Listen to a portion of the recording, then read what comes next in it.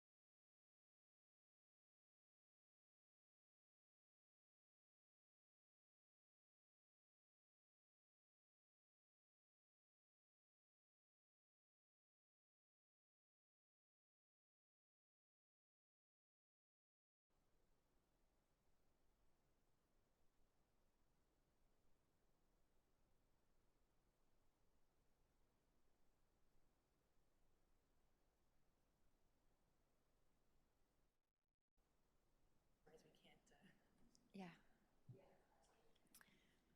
I don't have a thing to. Thanks, members, for jumping online on your video. We do need you to keep them on so we can officially count everyone for quorum, and hopefully we'll be able to jump right on in. We're just doing a couple last-minute calls and texts to some members who may be running behind, but thank you all very much. I hope the summer's been good to folks.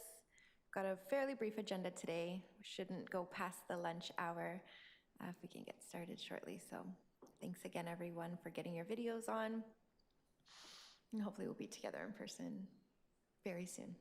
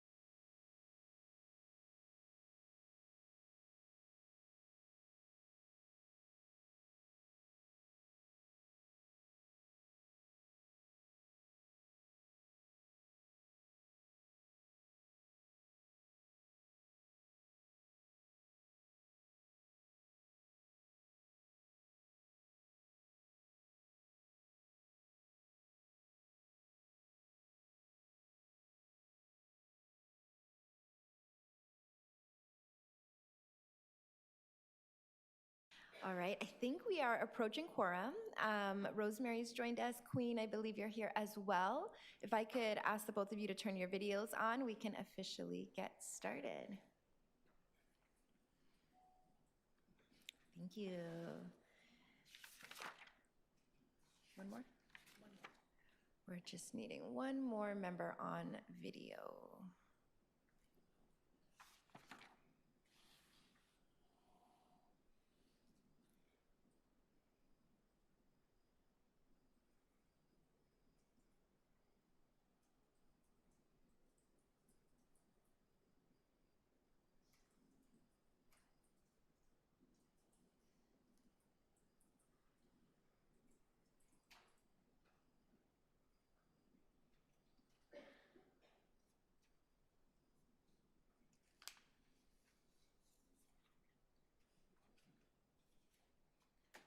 Just want to remind folks as well, if you're having any technical issues, you can reach out to the clerks in the chat with a heads up or with any questions.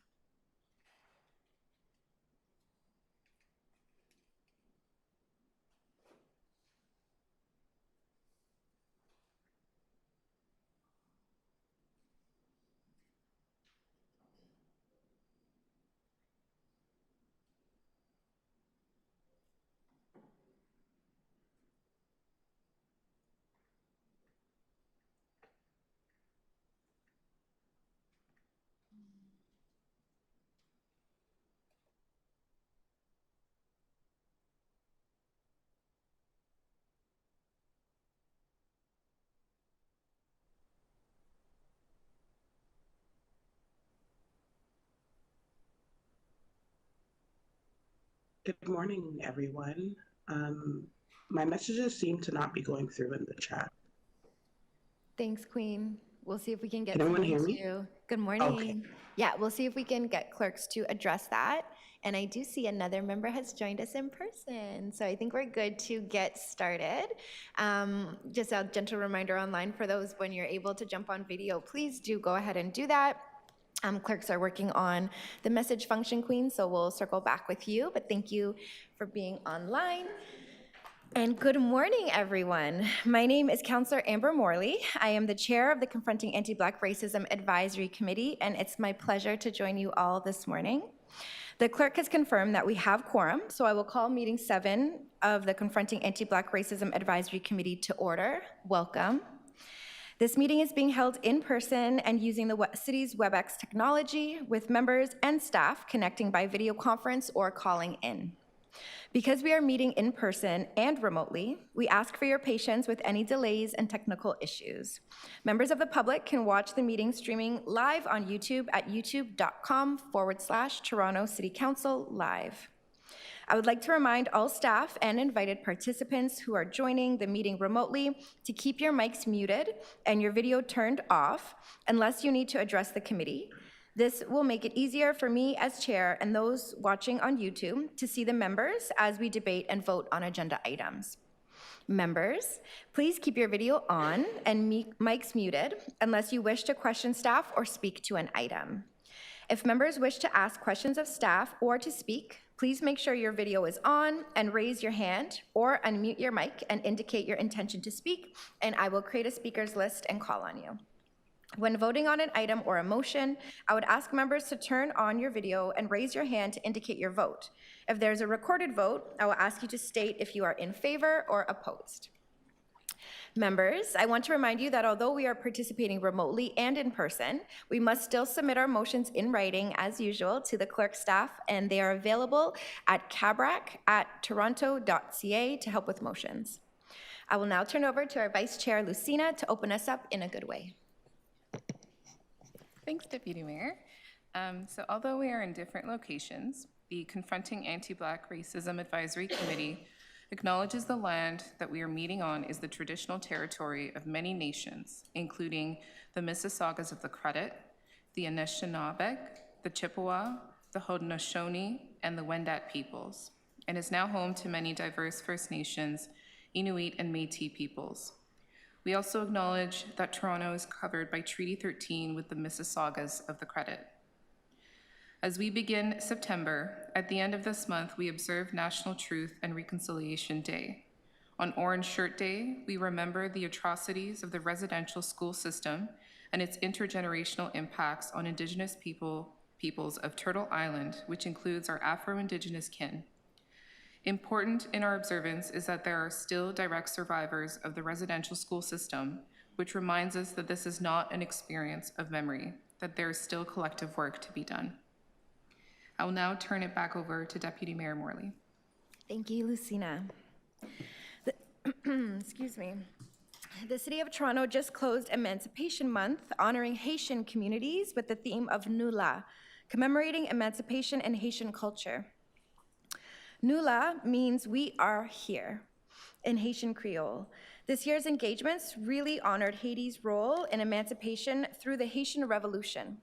Starting with the flag raising on August 1st, we recognize the vibrant community of Haitians that make up Toronto. A part of understanding our collective commemoration in Emancipation Month, thank you, is understanding the various journeys of our ancestors on the continent and in the Caribbean. In the Bahamas, where I am from, emancipation is commemorated on the first Monday of every August, beginning with a Junkanoo rush out.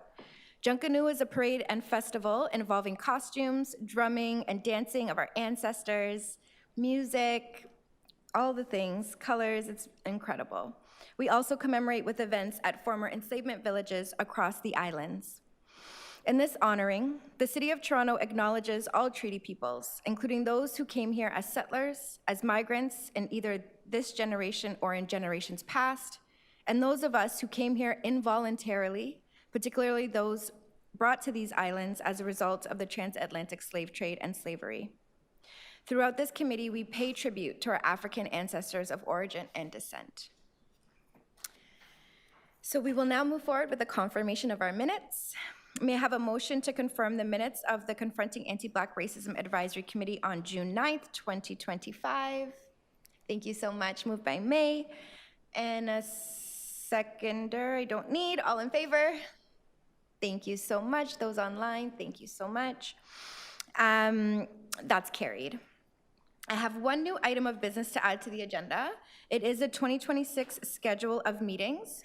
I will move to add it to the agenda. All those in favor adding that to the agenda? Thank you so much, folks online. Perfect, that carries. So this will now be item CR 7.4. It will be online for those joining us virtually if you want to take a peek at it. We'll get to that at the end of our agenda. So the first item is our Parkland strategy and the Parks and Recreation Facilities Plan. From Parks and Recreation, we've got some guests joining us. Matt Bentley, who's the Senior Project Manager, the Facilities Plan, Strategic Project Implementation, and Community Engagement, as well as Danielle Demarche, who's our Senior Project Manager for the Parkland Strategy, Strategic Project Implementation, and Community Engagement. They will give a presentation for us this morning, and we will follow by discussion in committee. So welcome, Matt and Danielle. We'll get you set up, and the floor is yours. Thank you.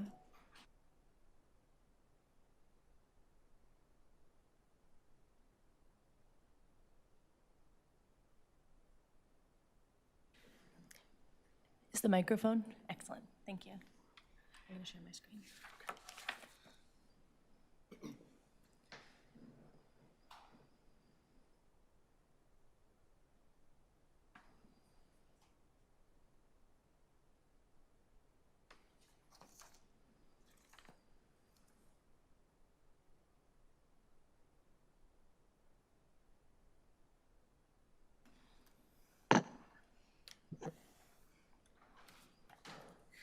Good morning, everyone, and thank you very much for having us here today. Thank you, Deputy Mayor and committee members, those in person and those online. Myself and Matt are very appreciative of the opportunity to gather your feedback at this point in time before our project reaches any sort of conclusion, so we can have the opportunity to really implement that feedback. My name is Danielle Demarche. My pronouns are she, her. As Deputy Mayor mentioned, I'm a Senior Project Manager in Parks and Recreation, and myself and Matt will be going back and forth on the presentation today and then jointly answering any of your questions. So, starting with info on why we're here today, what we're hoping to achieve, and what we'll be presenting to hopefully facilitate that discussion with this group. So Matt and I are leading the reviews and updates of two different strategic documents that guide Parks and Recreation's long-term planning. And we're here to receive your feedback on those two documents to inform the review process that we are hoping the updated documents will go to council in the spring of next year. So today's presentation is planned to follow the outline that you can see on the slide. So we're starting by introducing these two plans that we're talking about. Then we're going to be talking about all of the engagement that we've done to date. That includes both who we've engaged and what we've heard through that engagement. Then we'll be providing info on what comes next. So our upcoming engagement, some of the directions and changes that we're considering for updates to these documents. And then we hope that after our presentation, we'll be able to gather your input on the work we've done so far anything that we're missing, and also anyone else who we should be talking to that we haven't talked to yet. We do have a team member in the room, actually Selena, who will be taking notes today so that we make sure that we are recording all of your feedback so that we can incorporate it into the development of our project. The two plans that we're talking about today, you can see them on this screen here. It is the Parkland strategy and the Parks and Recreation Facilities plan. The strategy on the right is grayed out. That's the ravine strategy. This is managed by the urban forestry team, who have recently been moved out of Parks and Recreation, but I wanted to mention we are working very closely with them because the ravines in the city are a really key part, actually, of our parks network. So we are making sure that we are aligned on that front. So I'm starting with the first strategy, and then Matt will talk about the next one. So what is the Parkland strategy? It's a strategy that's currently in effect. So it was adopted by council in 2019. And at that point, City Council asked us to report back 5 years later, and we agree that it's actually important to make those updates at the 5-year mark because the city's thinking has really come a long way, actually, in that time period. The Parkland strategy is a citywide strategy, covers all corners of the city, and it directs investment in parkland across the whole city. It's a land-focused strategy about the land that makes up our parks. In Toronto, we have over 8,000 hectares of parkland, which is a really impressive amount of parkland. The Parkland strategy is not the document that covers all topics related to parkland. It doesn't go into detail on what should go into each of our 1,500 parks. And it also doesn't get into details on like the maintenance schedules, for example, of specific parks. It's a really data-driven document. We use census data, development pipeline data, et cetera, and we use that to create many maps that analyze the parks network in a lot of different ways. So we have a map that looks at current parkland provision rates, future parkland provision rates, where are there holes in the city where people aren't able to walk to a park within 500 meters. And the way that this document gets implemented is that city staff, when they're making their parks decisions, doing parks planning, they are referring to the Parkland strategy to help them figure out where in the city is the priority for investment in expanding parks, improving parks, acquiring new land for parkland. And the PLS also outlines criteria about what makes for a high-quality park. That's shown in the colorful boxes on the screen. And this is something that we are considering updating. A lot of the topics I'm going to mention today are about what is in the current parkland strategy, but it is being reviewed and updated. So there is space for changes in all of these areas. You can see on the screen some of the maps in the parkland strategy. One of the key metrics in this document is about parkland provision.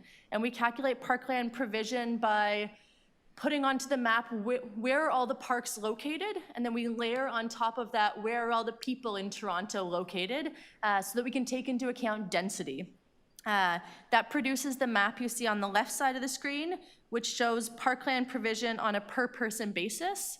The darkest orange areas have the lowest parkland provisions. That could be as low as, like 0 square meters per person, even 1 or 2 square meters. And the reason for really low parkland provision, it could be because there's no parkland located within that area, or it could be that the density of an area is so high that the number of people who are sharing a park ends up having a rounding error down to 0 square meters per person. And then other areas of the city have much higher parkland provision. Those are typically outside of the centers and downtown, and especially located close to the ravines, because over half of the parkland in Toronto is located within the ravines. And the map on the right-hand side of the screen you're seeing is our parkland priority areas. So we take a lot of different data layers. We look at park provision. We're layering on top of that income analysis and future projections about where people are going to live, and we create that map that's on the right. The areas that are in orange, those are the priority areas for investing in parkland. We are considering updates to this methodology. I'll speak to those quickly, but also very happy to hear any feedback you would have on what are the right criteria for us to consider when we're looking at where are the parkland priority areas in the city. And passing over to Matt for his strategy. Great. Thank you very much, Danielle. And I had the privilege of leading the original Parks and Recreation Facilities Plan, which was implemented by Council in 2017 with an implementation plan which followed 2 years later in 2019. And the Parks and Recreation Facilities Plan is the strategic document that ultimately guides investment into parks and recreation facilities across the city. And it's really worth noting there are thousands and thousands of facilities. Most notably, we hear of things like community centers, but really it is so much more. Indoor and outdoor facilities, anything from sports fields to splash pads to cricket pitches, and even we're hearing about demand for new sports such as pickleball within the context of the city of Toronto. It's important to note as well that since the implementation of the facilities plan, we've done a lot of work at the city around developing sort of implementation plans or strategies to advance very specific sports. And I do want to mention cricket at this venture, as it's an area that we've focused a lot of our efforts over the last couple of years, and we're really starting to see some fruits from some of that work going forward in the city of Toronto. Next slide. The Parks and Recreation Facility Plan is organized in really sort of three types of recommendations, but it's really important, I think, to note the first one because it really is the majority of sort of investment and focus for us at the city, and it really is the reinvestment of our existing facilities. What the Facilities Plan identified is that many of our facilities across the city are often in the right location. They're sort of in the communities that we want to serve, but they just need more love and investment to make them sort of more accessible and to respond to the way that the city is changing. So there's really strong investments about that. Everything from improving facilities to flat out replacing facilities, for instance, that need that type of investment. And then the second area is around gaps. So what likely will not be a surprise to this committee is that the facilities plan identified systemic gaps in facility provision that predated the amalgamated city of Toronto, came from former municipalities. Think of areas like Central Etobicoke, think of areas like Southwest Scarborough that just didn't have the facilities that our plan said needed to exist in the city of Toronto. And then there's also the growth context, which is Toronto's a very, very rapidly growing city, and we need to not wait for residents to get here to start planning for them. We need to have plans in place to advance those facilities moving forward. Next slide. So now we're at the point of updating these very, very important plans, and these plans need to be updated for a number of reasons, but specifically we know certainly through the experiences around COVID and that we've seen changes in needs from residents across the city that we need to reflect. Population continues to grow, and we need to reflect those changes in the work. There have been significant provincial legislation changes. Danielle will speak to some of them specifically that relate to Parkland. And then in addition to that, there's the citywide policy directions that have advanced since that time. And I think that this committee is it's sort of evidence of that, and will speak a lot to how the action plan to confronting anti-Black racism sort of links into the work that we're doing. Accessibility and environmental standards are constantly changing for the better and need to be considered. And then we have better data all the time, and we want to consider that. So this work is basically a multi-phased approach to doing that work moving forward. This is a high-level timeline of our work, and as Danielle mentioned, we're on a journey. We're not nearing the end of the work, so this is a perfect time to get input into the work that's advancing that can be incorporated. So we are currently in the sort of midst of our phase 2 of public engagement throughout this work, and ultimately this work is intended to come to council in spring of 2026.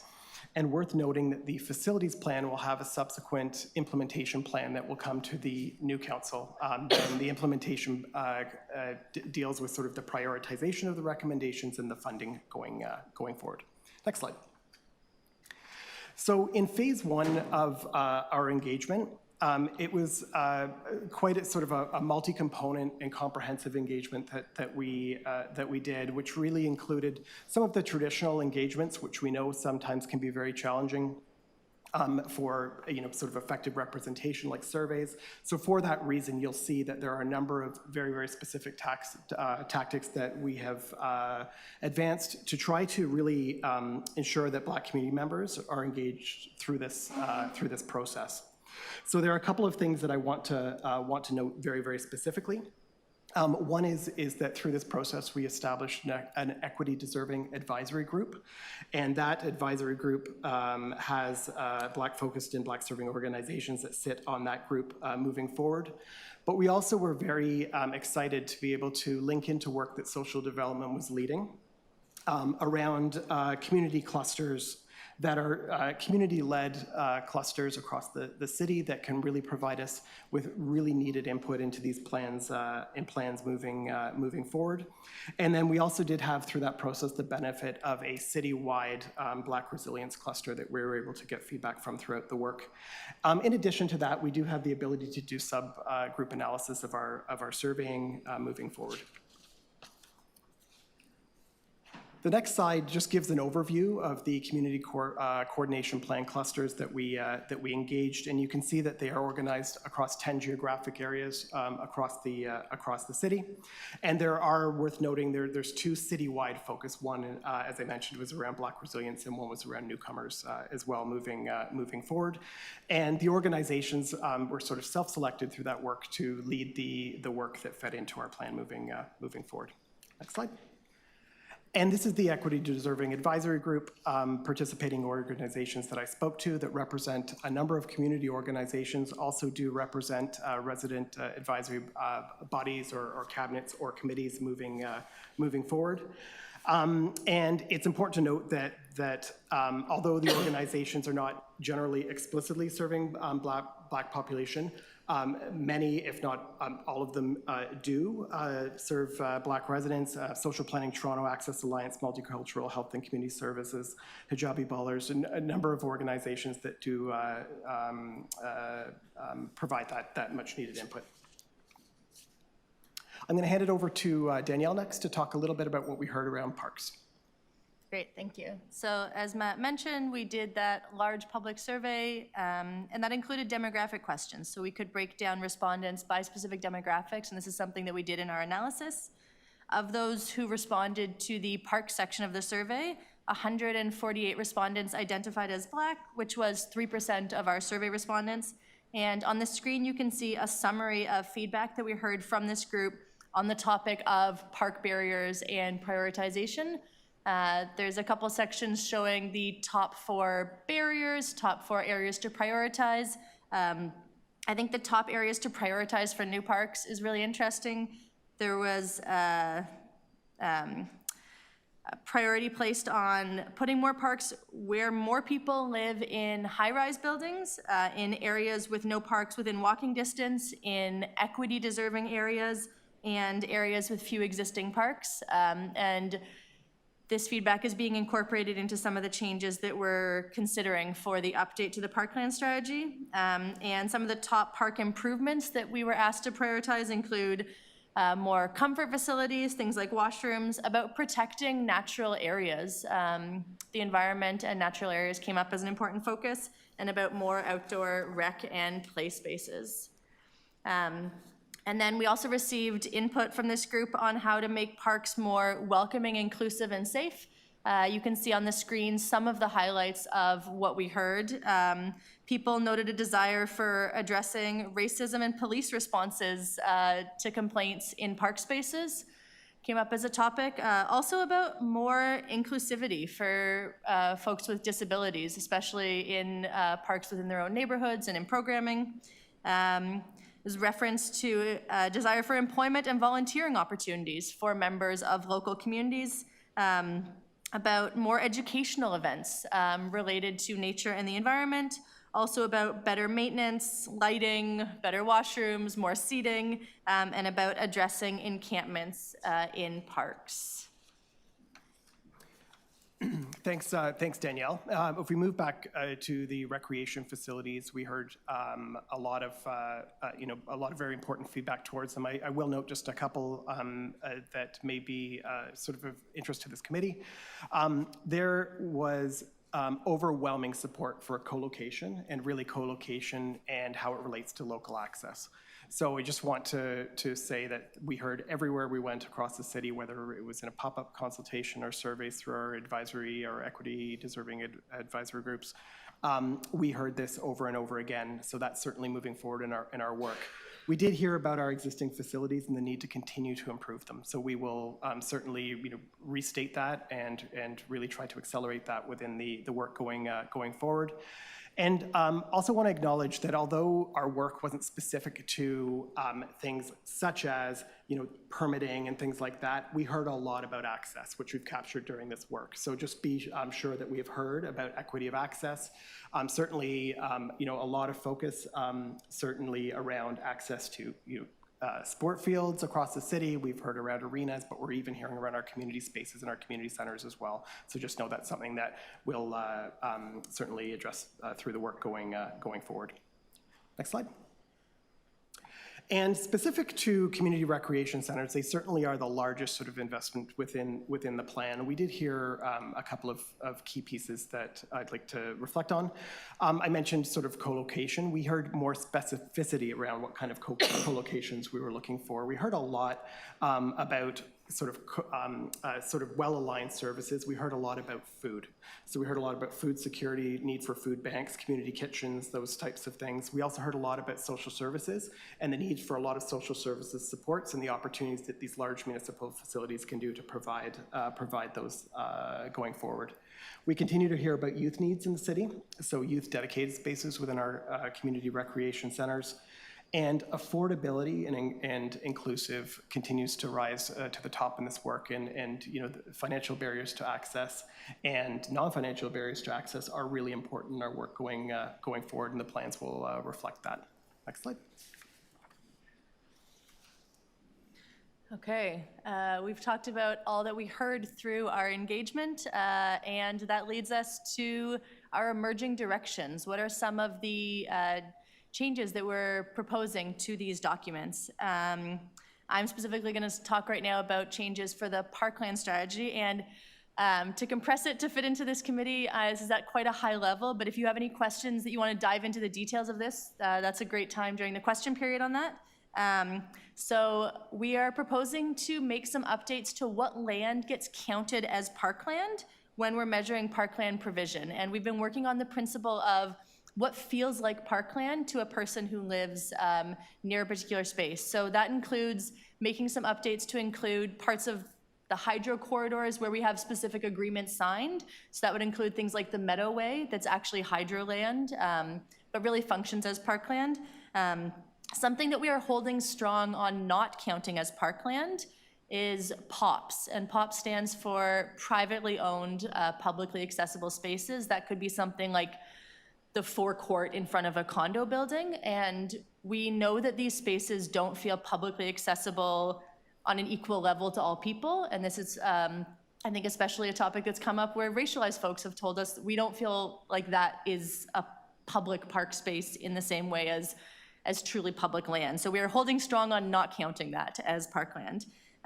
We are updating the vision and guiding principles to reflect Indigenous placekeeping and also reflect important, the role that parks serve for the environment and for climate change. Parks are both for people and for the planet, and we really want that to come through in our document. We're updating the tool that we use to decide whether or not to buy a piece of land and turn it into parkland. The city does have a budget. There's money that comes in through development, and we need to have a way of assessing, is real estate opportunity A or B the correct one to pursue? We are updating the method that we use to calculate if a certain area is a parkland priority area. There's a lot of data and equations behind this. I'm very happy to dive into that during question period, but there are 3 factors that we're proposing to consider. The first factor is related to equity. At the moment, only low income is taken into account when we're identifying parkland priority areas, but the city's thinking on equity has really progressed since this document was originally written, and we want to take into account additional equity criteria. And that does include the proportion of Black residents living in an area, which is information we have from the census. Second factor that we're looking at is access to private green spaces. Some neighborhoods in Toronto have a lot more single detached houses that have private yards, front yard, backyard, et cetera. Other neighborhoods have a lot less access to private green space. So this is something we're also taking into account, or proposing to take into account in the new method. And finally, when we're looking at parkland provision levels, we are proposing to only count parkland that is generally accessible to people. Right now, if someone lives next to a ravine space, even if that ravine space is very steep, doesn't have a path or any facilities in it, it would still be counted as parkland that's close to a person. And so we're refining our methodology to have it that parkland that is accessible to people. Thanks, Danielle. So from the Parks and Recreation Facilities Plan perspective, there are a number of emerging directions which you'll see are quite aligned to what we heard throughout our engagement process and what we continue to hear. One of the main items that really came up during certainly our experience during COVID was the need to really ensure that facilities are available for residents year-round, and multi-seasonal, maximizing use of facilities is coming forward as an emerging direction through the plan. I talked about sort of the co-location of services or maximizing benefits or utility of community recreation centers, but recognizing that there are great opportunities to provide other programs and services within these centers to serve more locally and to really enhance those benefits. And we talked about some of the food related opportunities, but they certainly extend far beyond that. Ensuring that the new facilities plan serves high-need communities and reduces barriers to access. Equity was a principle of the original plan, but really fronting this as a major direction of the plan will ensure that we continue to prioritize our investments into the areas of the city that they are needed the most. And it really, I think it does align with recommendations in the Confronting Anti-Black Racism document by really prioritizing investment particularly in parks and recreation services in areas of the city with high proportions of people of African descent. And lastly, I want to just talk about maximizing how we work with others. One thing that the Parkland strategy really does speak to is the scarcity of land in the city of Toronto, and just recognizing we need to maximize our land, because if you even see what we are talking about today, you've got sort of a high expectation of public for open green space and a high expectation for recreation facilities, and recognizing we need to be more strategic to that. So certainly historically there's been opportunities, certainly working with school boards. We're seeing more a trend towards co-locating facilities within sort of developments, and now there is sort of from the city perspective real interest in looking at the opportunities for housing that can be sort of co-located within sort of the footprint of community recreation centers moving forward. Next slide. So from our next steps around phase two engagement, so we are currently actively in this process. We have currently a survey that is out. It's been out throughout the summer and is continuing until September the 14th.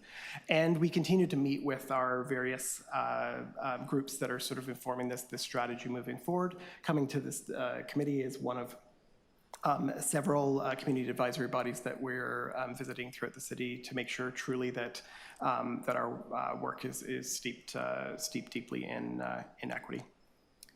Next slide. And this sort of brings us to sort of just a slide to kind of summarize and sort of end the presentation, but really open up the opportunity for feedback from this group or points of clarification. We're extremely interested in feedback related to the directions that are starting to emerge through this work, and I do want to reiterate, as I did earlier, that these are not firm directions by any means. They're very, very open to feedback and integrating that feedback.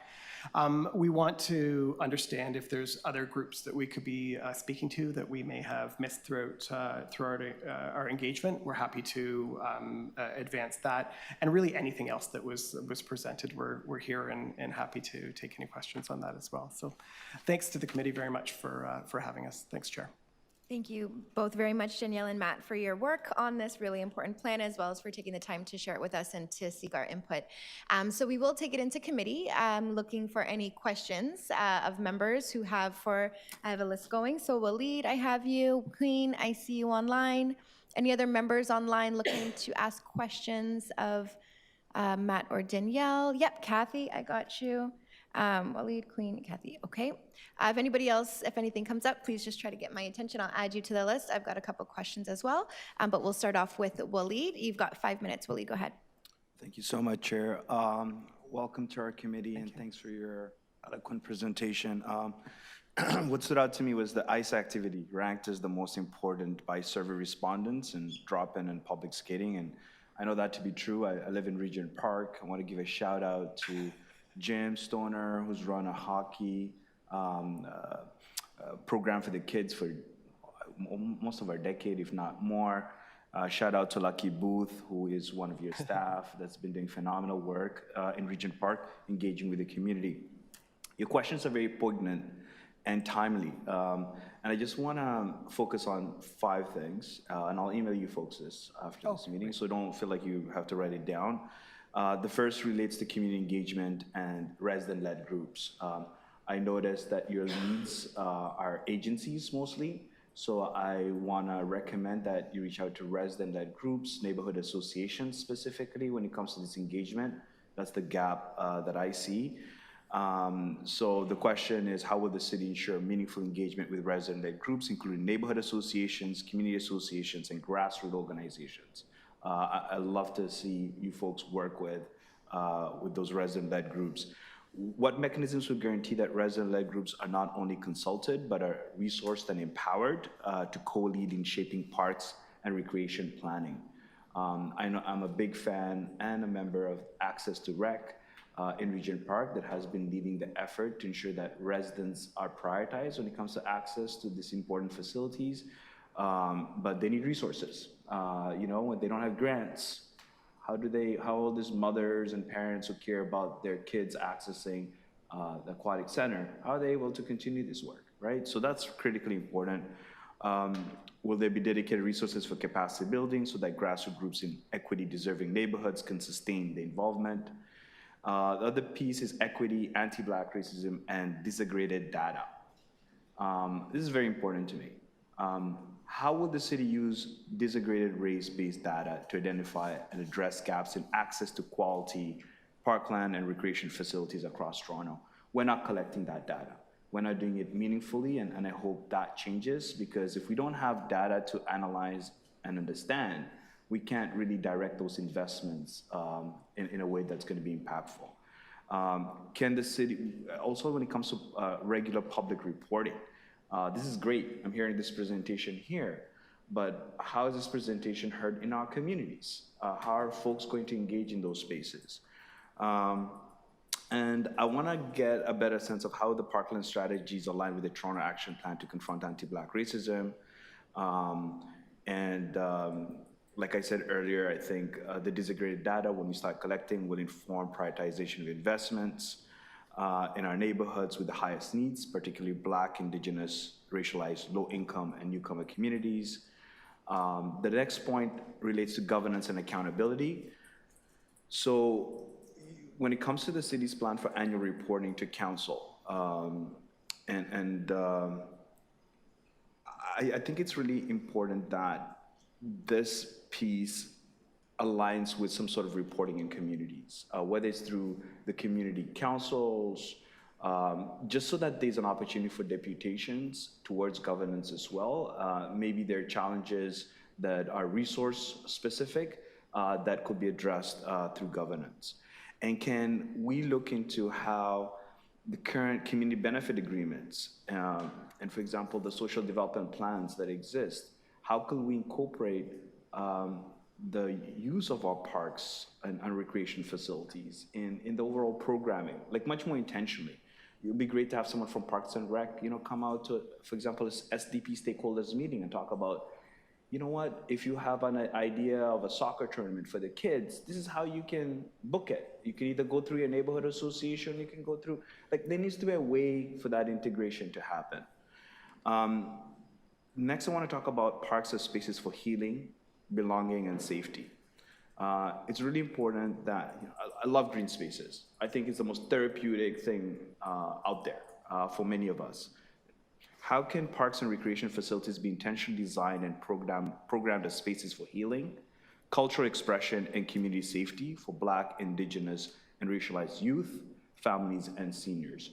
What really got to me was the comment you made earlier about the policing of our parks and folks not feeling safe. I want us to turn that around and make it actually a safe space for everyone. I'm going to just stop you there. Waleed, we are at 5 minutes. It's a lot to chew on, so I want to give an opportunity for Danielle and Matt to just at a high level, any pieces that are really standing out for you. And thank you, Waleed, in advance for sending that on email. I think these are incredibly important questions that we want to grapple with and continue the dialogue. So I'll turn it over to you all for some responses, and then we'll move through the question list. We may come back for a second round. Thanks, Waleed. Go ahead. Maybe just to start, first of all, thanks for sending that all in writing. There was certainly a lot there. And I would also just like to say that some of the questions that you asked are sort of branching two pieces that obviously what I'm hearing is need to be absolutely integrated, which is the actual facilities themselves, and then the services, the access, and obviously the issues around your reference to facility spaces wanting to be safe and welcoming and very much turning that around. As far as our engagement program went, although I focused on a couple of specific areas, we certainly in our first round did get out to sort of all corners of the city. So we did pop-up consultations sort of in every ward in the city. I particularly did one, for instance, at Rexdale, community hub, where we were trying our best to really integrate directly with people who are in the communities and accessing those facilities. We absolutely could do more, and we'll take your comments very, very specifically back, with that piece going forward. Do you want to speak to the park space a bit? Sure, yeah, and definitely I'm frantically scribbling notes here, but also I'm glad it's recorded, and if you could email over the pieces.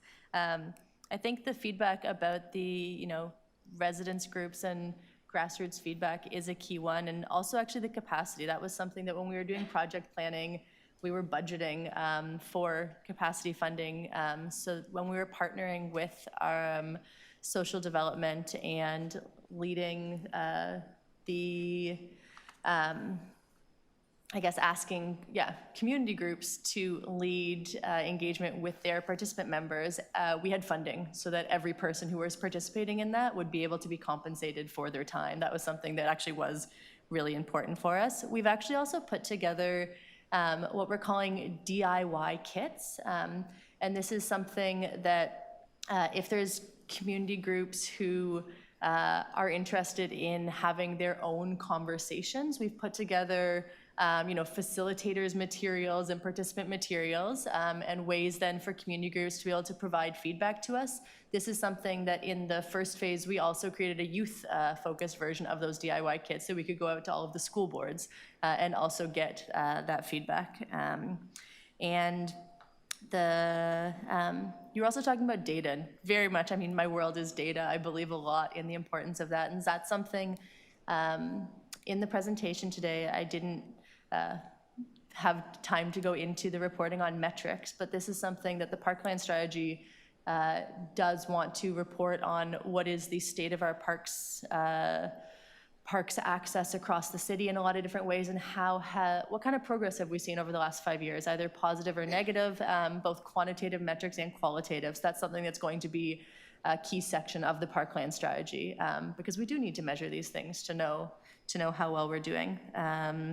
And the piece around parks as being spaces for healing and cultural representation, we're looking at updating that section on what makes for a high quality park. And the piece around, having the local like identity and neighborhood fabric actually reflected in that park space, whether that's through things like naming or art. Those are things that we are wanting to enshrine in that what makes a high quality park part. Thank you so very much. Really, really great start to the discussion and dialogue. Thanks, Waleed. Queen, I have you next for questions. You've got 5 minutes. Go ahead. Yes, thank you so much, Daniel and Matt, for your presentation, and shout out to Waleed for his insightful questions. So I noticed in the presentation there was talk about like food sovereignty.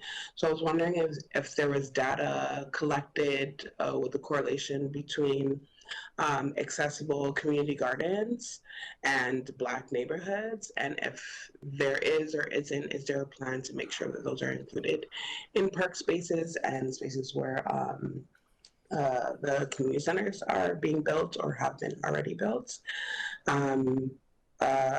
My other kind of comment was there was like a comment about displacement and stuff like that. So I was wondering, is there a plan in place to make sure that you're investing back into the community, in particular regarding prioritizing hiring community members for jobs at Parks and Recs? Great questions, Queen. Thank you. We'll turn it over to staff. Go ahead. Great, thank you, Queen. On the topic of food sovereignty and access to food community gardens, it's something that we have heard come up.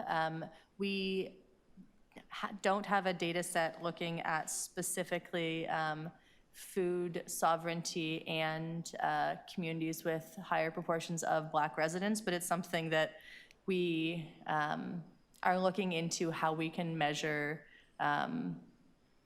where community gardens are currently located and how we can find more space for community gardens. We know that the wait lists are really long within community gardens, and we're looking at, is this something that we need to consider adding additional land for? Is it something that can be accommodated within current parks? And something, yeah, we do see the priority of that. We've in fact, also heard that a link between outdoor, food growing spaces and then also indoor spaces actually in places like community centers to actually be able to prepare that food or sell that food is an important piece. And then related to the topic of displacement, gentrification possibly in certain neighborhoods, I think that the Parkland strategy, it is aiming to prioritize adding parkland into areas that currently have less access to parkland. I think it's something that's on our mind, the notion of green gentrification, that sometimes areas that have great amenities added in can become more expensive. I would say that that is not a reason for us not to put great green amenities into spaces that don't have green amenities, but it is something that we need to keep on our mind and to make sure that in a neighborhood, the folks who we're talking to who already live in a neighborhood and who are asking for those amenities continue to be able to access those spaces and live near them. So that's also actually a very prescient topic there. Yeah. Matt, anything to add? Yeah, just because it may come up in a, sorry about that. It may come up in a future question, as well as protecting local access to recreation program services is something that our colleagues in community recreation have been advancing pilot projects to that end. And there is not an engagement that we've done where we haven't heard about local access of community recreation centers. And we do know that we've certainly had examples of these, big and beautiful community recreation centers. And what we know, and it's almost being guilty of building really beautiful, nice facilities, as they do draw from a larger area. So that's something that the locally responsive programming has been coming up very, very to the top of the list through our work. Great. You got 1 more minute, Queen. All good? Or any more questions? The hiring. They didn't respond. Hiring local. Yeah. Thanks, Queen. Good call out. Go ahead. So the hiring, what I'll say for today is we'll definitely take that back within our work. We have absolutely heard that, and it's something that has been coming up a lot through our Indigenous engagement as well as around hiring practices and local hiring practices. So while certainly it's a facilities plan per se, it's important to note it doesn't mean that it can't make recommendations that impact other areas of work for the city. So be assured we've captured it today. Selena's taken it down. We'll have it in the record of this meeting, and we have heard it elsewhere. So you can expect that will be reflected in all of our summaries, which we do post online as well. Great. Thanks, Queen. Wonderful questions. Next, I have Kathy. You've got 5 minutes, Kathy. Go ahead. Thank you very much, and thank the members for also giving this report. It was well appreciated. I want to echo some of the comments which were made by other committee members, particularly Queen, in terms of your question about food sovereignty and community gardens. I've done research and others have done research which support the fact that community gardens support holistic health and wellness. And so then, to Waleed's comment, they are spaces for healing. And so definitely would support the inclusion of community gardens. I also wanted to pick up on Waleed's question about disaggregated race-based data and evidence decision-making. And that makes me get to sort of the question that I have. And one is a clarification, and the other is a question. And so in your presentation, you had mentioned the fact that I think you said that privately owned public spaces are not counted in as park spaces, and I was wondering about the rationale for that. And my question there was: is that because to include those spaces would sort of skew the amount of available park space per person, because people don't feel comfortable actually to access those spaces, or is there some other rationale for that? And the corollary to that is in a lot of cities, public lands have been captured by private owners where they've erected things like hedges to make it appear as if it's part of their private property and not a public space. And so I'd like to know, is there data collected or surveys been conducted to identify where those spaces exist, to reclaim them as public spaces for parks? Thank you. Thanks, Kathy. Yeah, I have a lot of, I think, thoughts on the POPs piece, and I'm glad you brought it up. And again, POPs is the acronym, for anyone in the room who doesn't know. So that's a privately owned, publicly accessible space. Those are spaces that we, some of our colleagues, for example, in city planning, when they're negotiating with developers, they might ask for space in front of a building as part of an urban design feature. But it is something that we don't consider to be parkland for a few different reasons. One is, since that space is privately owned, the city doesn't control what is able to happen there from a programming and facilities perspective, and this is really important. Matt and colleagues and the rest of Parks and Rec work really hard on figuring out what kind of facilities we need to have in certain neighborhoods. We maybe have a new 500 square meter plaza going in front of a space, but if it's not a park, then we're not able to put in, for example, a mini basketball court or a soccer field or any other types of washroom facilities. We're not able to put in those facilities that we really need, and we can't control the maintenance, the type of security that would be going on within those spaces. And if we were to count POP spaces as parkland, I think that you exactly understand the root of the problem that could create is that it would show certain areas that might have a high proportion of POPs, but not a high proportion of parkland. Those areas would be showing up as having sufficient or a high amount of parkland when it might not, it really doesn't feel that way within that space. And then that can end up possibly removing an area from being a parkland priority area because the addition of POPs would end up skewing those numbers. And so that's why it's been really important for us to not include those spaces because we don't have control over what happens in those spaces. There's even the ability, it's harder for us to control that in perpetuity they continue to be open spaces. These documents are about that long-term parks planning, and so we want to know that in perpetuity these spaces can continue to be parkland spaces. And then yes, actually, sorry, going back to then your first piece, asking about food sovereignty and about them as spaces for healing.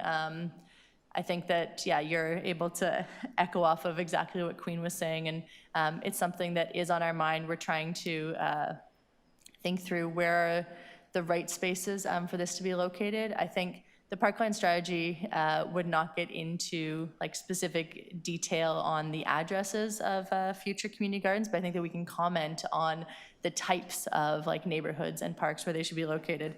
And I just remembered that your other question about POPs, and is there a map or something online where you can see where these are located? There is a map of POPs online, and the city also has policies related to things like signage. So in a space, it does need to have a sign declaring that this is like a publicly accessible space, but it's as that type of sign, it's not as immediately obvious as a park sign. I think a lot of Toronto residents know exactly what a park sign looks like and feels like, and can, the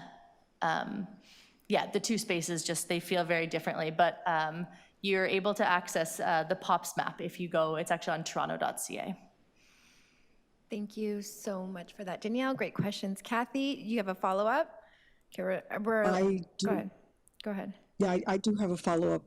Thank you so much for explaining about the POPs. My other question was not about the POPs, but about public lands, like particularly this happens along waterfronts, but public lands where a private owner has land next to the public land, but they've allowed hedges to expand into the public land. And so in essence, they have captured public space. So it's not privately owned at all, it's publicly owned. And it is, however, the public doesn't know that it's space that they can go to because there may have been a hedge that has overgrown into that area, and they think that it's part of the private land. So what data is being collected in order to identify those spaces so that they can be opened up again to the public? Yes, so that's also an issue that does come up with some regularity. So those are encroachments. You're having a private user encroaching on land that really should be publicly accessible. This is something that we do address on a regular basis. In fact, there is even a related case that Parks and Rec is a party on that's going to the Supreme Court. And so there are cases we're aware of along the waterfront and Humber. Any of these particular cases are potentially before the courts, and so there are more issues between legal and landowner. I won't comment on any specific instances other than agreeing that yes, this is something that Parks and Rec does take seriously because Matt mentioned there's a shortage of land in the city. It's pretty hard to get new land, and it can be a bit of we really need to focus on having the available land that we have be truly public. So this is a positive way to maximize the space that we already have available. And our mapping that we'll have in the Parkland strategy, it does represent all that we own. So the mapping then would not, it's not following something like what is the line of a hedge, it is following, what is that ownership property line. Amazing. Thank you so much for that. And one of the things that counselors' offices do often is when there are concerns about encroachments, we'll kind of connect in, get in touch with the right staff, do an investigation, and so that those types of issues can be on the radar for teams. So thank you for bringing up that important issue as well, Kathy. I'm just going to do another call out. I have just a couple of quick questions myself, but Lucina and May both. Okay, great. Lucina, do you want to jump in first, and then we'll go May, and then I'll close this up with questions. Go ahead. Hi both, thank you for your presentation and answering all the questions so far. So I really enjoyed your presentation. I think at the same time, what I would have really loved to see is some of the more granular responses to the emerging directions that you've recorded so far. Particularly, I'm thinking through we mentioned the reduction of police presence in parks and the policing of communities, and I'm wondering if there's sort of an idea of how you plan to speak to this or address this in the revised documents, particularly around like public awareness or promotion of other alternative responses to mitigating the presence of police, essentially, and whose, I guess, accessibility and safety is prioritized when we make those calls. I'm also curious about the emerging direction on encampment evictions and violent displacement of marginalized people.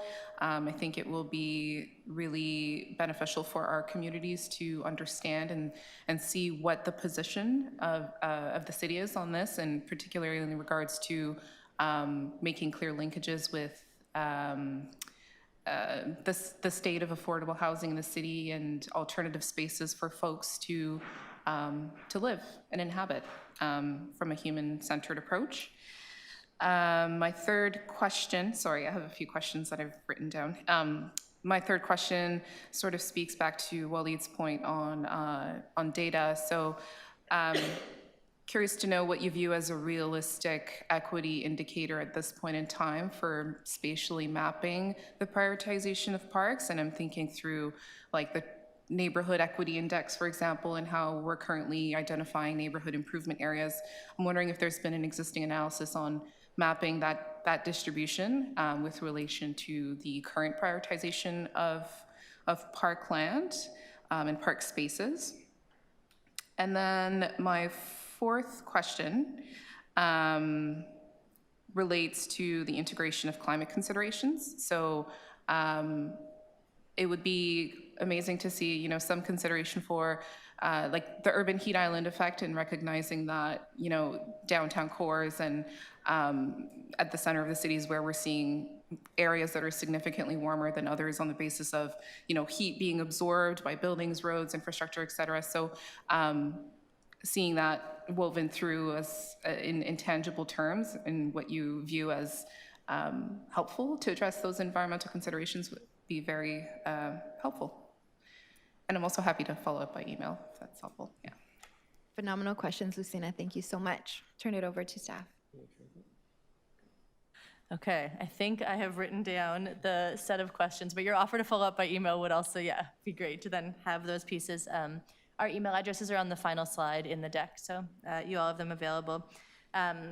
So what we were presenting today on the What We Heard slides, that was a summary of what we heard from different communities, including especially the Black survey respondents. We highlighted a couple of pieces.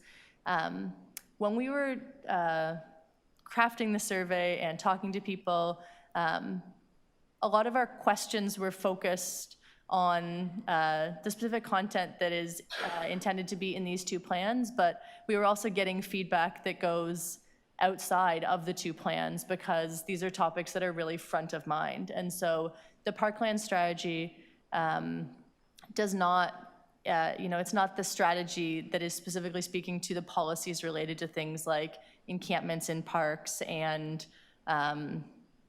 police access within parks. A lot of those policies are more located in like the police policy book. I'm not as familiar with their work, or the encampments piece with the housing office. That's not to say that these documents are not going to touch on these topics at all, because it does affect the way that people experience parks and are able to access them. And so something that we've been doing. We have a lot of feedback through all of these, the 10,000 plus people that we spoke to during the first phase of engagement. And so we've been speaking with colleagues like across the whole city on how it is that we could be passing along also all of the feedback that we received. How can we bundle this together, make it searchable, and have it as a resource also for other teams to use. So this is something that is, when we heard the feedback from folks, it's not, if it's not being reflected in our strategies, it will still then be passed along to correct teams. On the topic of data and what is like realistic to put in the document, how this relates to the neighborhood improvement areas. So NIAs is something that Parks and Rec has relied on for decision-making for a long time. I think that the thinking behind the NIAs and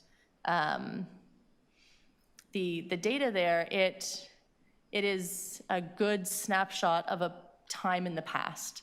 And that is the reason why actually you didn't hear us reference NIAs at all in the work that we're doing today. It's that there's an ongoing project right now to update the NIAs and all of that mapping, but we simply can't wait for the NIA mapping to be updated. And so there is a possibility that when if Matt and I are the two people in these roles, come back 5 years from now and the NIAs have been updated, that might instead be the equity lens that we're able to use within the document. But like the census data that is being incorporated into the NIAs is at this moment in time too far out of date for us to be using. And so that's why within Parks and Rec, we worked with our specific data colleagues to come up with an equity index that's able to use more current census data. And so the indicators that are within the Parks and Rec equity index that we're intending to use within the documents is low income. The dependency ratio, so that's the ratio of youth and seniors in relation to the proportion of working age people, the percentage of population who are racialized Black identifying, percentage of the population who are racialized non-Black identifying, Indigenous identity, newcomer status, and no knowledge of official languages. And so this is the equity index that would replace the current consideration that's only related to low income. And then final question was related to climate considerations. And it is something that we are trying to embed through the document. One really concrete way that we're hoping to do that, I made reference to the tool that we use to figure out whether we want to acquire different real estate opportunities. So these are often actually parcels that are on the open market that the city is bidding to purchase and then turn into parkland. And right now, the checklist that we use to assess those potential opportunities, it doesn't take into account climate considerations in the same way, but we're actually proposing to incorporate things like the urban heat island effect as one of the considerations to be looking at when bringing those like natural areas into like public ownership and turning it into a park. And actually the way that the tool is set up right now is that there is a requirement that a space have low parkland provision, which means that it has to actually be close to where people live and not be a natural area. And that's something that has created a couple hiccups for us, that we weren't as able to acquire a natural area and protect it as being a natural area. And it's something that we do find really important. Most of the ravine network is in public ownership, but not all of it. And we want to be able to protect the ravine network. So okay, that was some answer on all 4 questions, but happy to have more conversations offline. Thank you so much. Next on my list, I have May, and just looking if there's anybody else online who'd like to jump in with questions. Seeing no hands, we'll go May, myself, and then we'll go to speakers. Go ahead, May. Hi, thank you so much for that presentation. Educated me a lot as well on what's going on in the city. 2 things. I think my first is a comment, the second is a question. In terms of who you'd like to see you guys to collaborate and stuff, I think that connecting with Taibu Community Health Center would really be amazing, especially when we think about viewing access to parks as a social determinant of health, mental and physical well-being. There's a lot of people who can't afford going to a gym, and if you can't afford it, it may be so out of the way. If you have kids, you have work, it may not be accessible at all, but if there's a park right in your neighborhood, that is a free way to get exercise every day, and they do a lot of work in terms of physical and mental health. And often when we think of parks, we tend to think of young people and kids and youth, but they do work a lot with seniors. So I'd love to see more, information on that. My second comment is, my question is to jump off of Lucina's comment when it comes to encampments. My concern is that the Parkland strategy may indirectly lead to something like encampment evictions, especially when we talk about making a park more aesthetically pleasing or improving the quality of things. Thinking back to the very violent evictions of encampments in 2021, and there was an ombudsman investigation where they kind of, their findings were that the police were using very outdated strategies to deal with encampments and the evictions that they were doing. So my question is, you kind of mentioned that it's more kind of a police issue, or they have their own policies and practices when it comes to this type of thing. But if you are going to have some type of collaboration between all these different agencies, so we can kind of see some reform on how we approach encampments, and instead of, it's interesting because another item on the agenda today is collecting race-based data when it comes to social housing and eviction. So if you're kicked out of social housing and you're being kicked out of a park, it's just like this kind of impossible situation that a lot of people in the city are having to deal with. So I'd love to see you guys work more towards that topic. Thank you. Thank you. Good. Any responses on any of those things? Some Just- comments? well, Yeah, but if absolutely. you'd like to jump in, go ahead. We heard you loud and clear. We'll completely take that back as part of it. And I understand exactly what, yeah. Amazing, thank you. So not seeing any additional questions, I just have a couple of quick ones. And again, thank you to my colleagues on the fellow members here. Really, I think a lot has been illuminated and brought to your attention for deeper consideration as this work progresses. Some of the things that I'm thinking about is aligning the goals of this work with some of the wider city strategies. We're thinking Transform TO, we talked about climate change, thinking about Safe TO, we're talking about how our different approaches to community safety are looking as a city across our agencies. So I'm wondering if there's an opportunity, and holistic is also something that keeps coming up for me, and I think is a direction we all need to continue to turn our minds to. So I'm wondering how through the next phases of this work, we'll be able to see clear alignment, or where there are pieces of wider city strategies that are being brought to life within the Parkland strategy. That's my first question. I can take that if you want. Thanks, Deputy Mayor.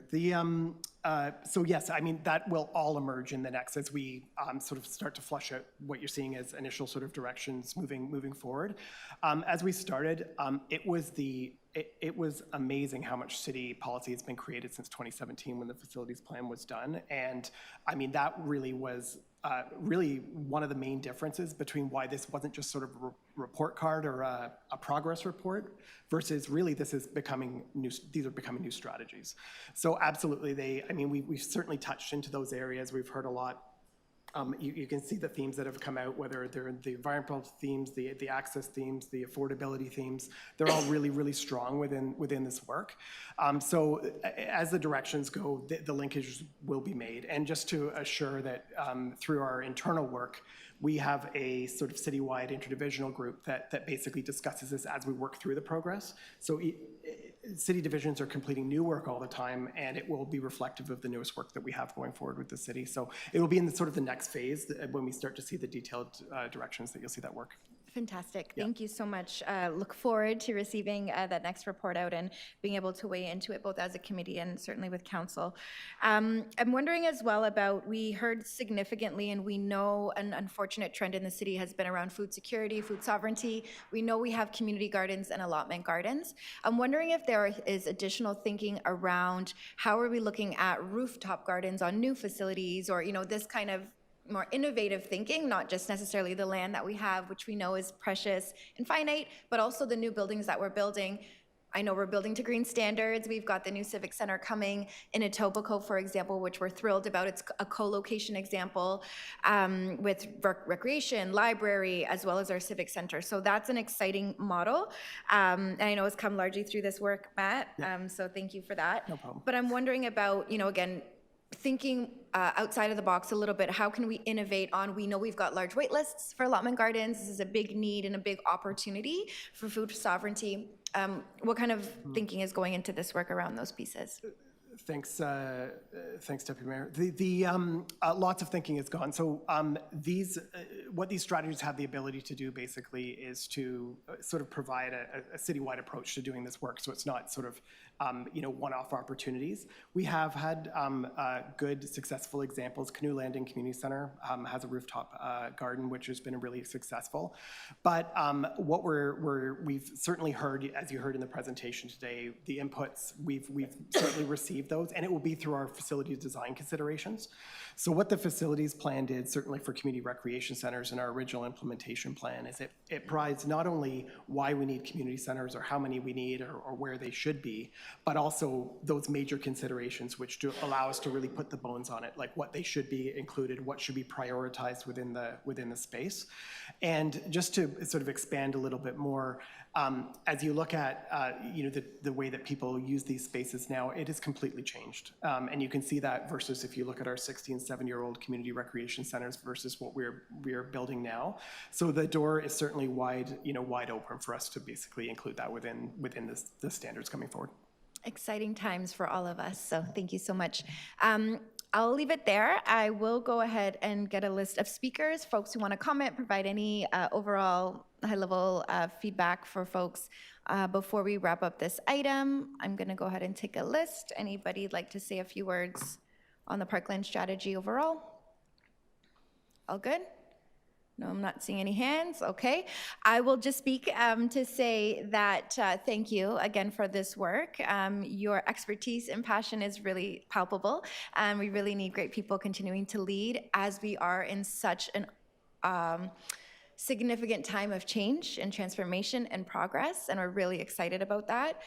Things that are top of mind for me are things like circular economy. How are we changing how we do business from this linear, state of mind, understanding that we need to get back into circular, whether it's hiring local, producing local, giving opportunities and empowering people within these spaces.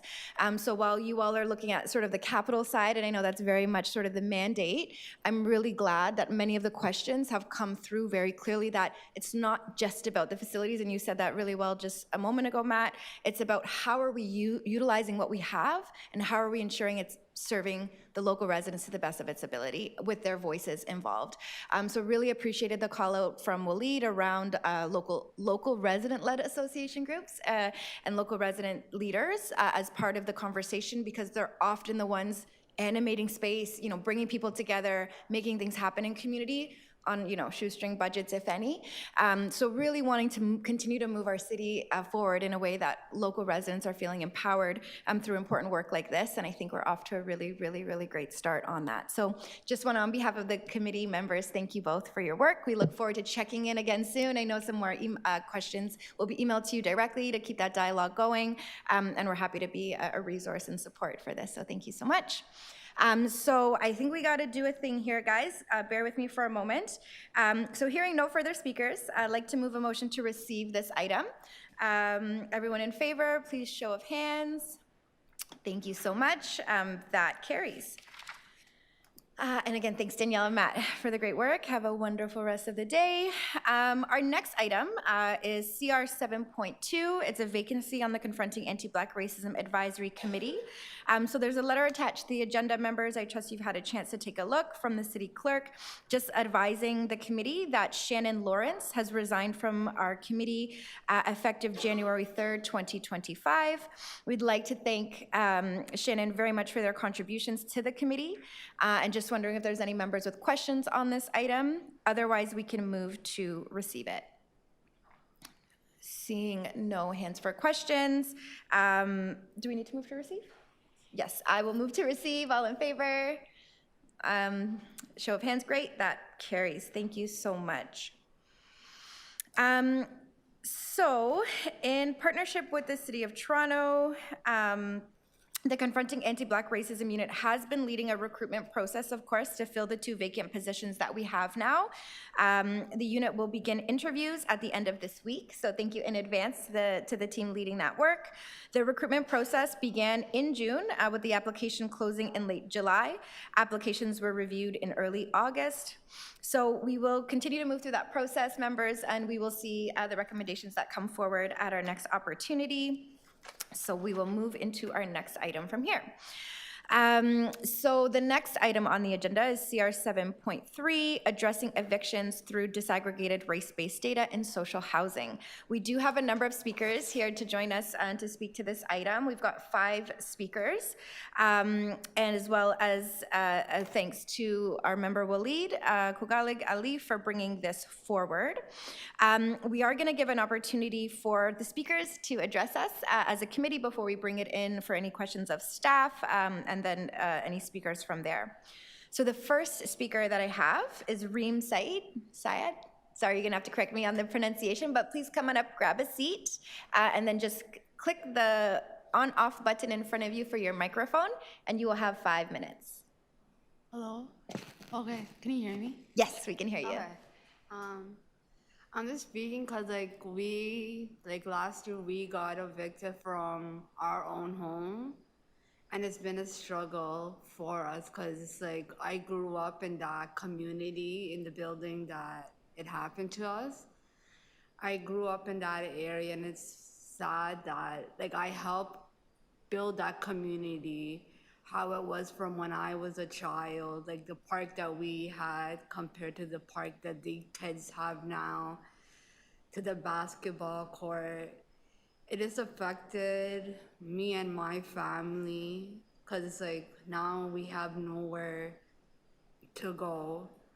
We're staying with our aunt, and it's a struggle because when you have your own home, it's different. When you're staying with family, it's you don't have your own privacy or your own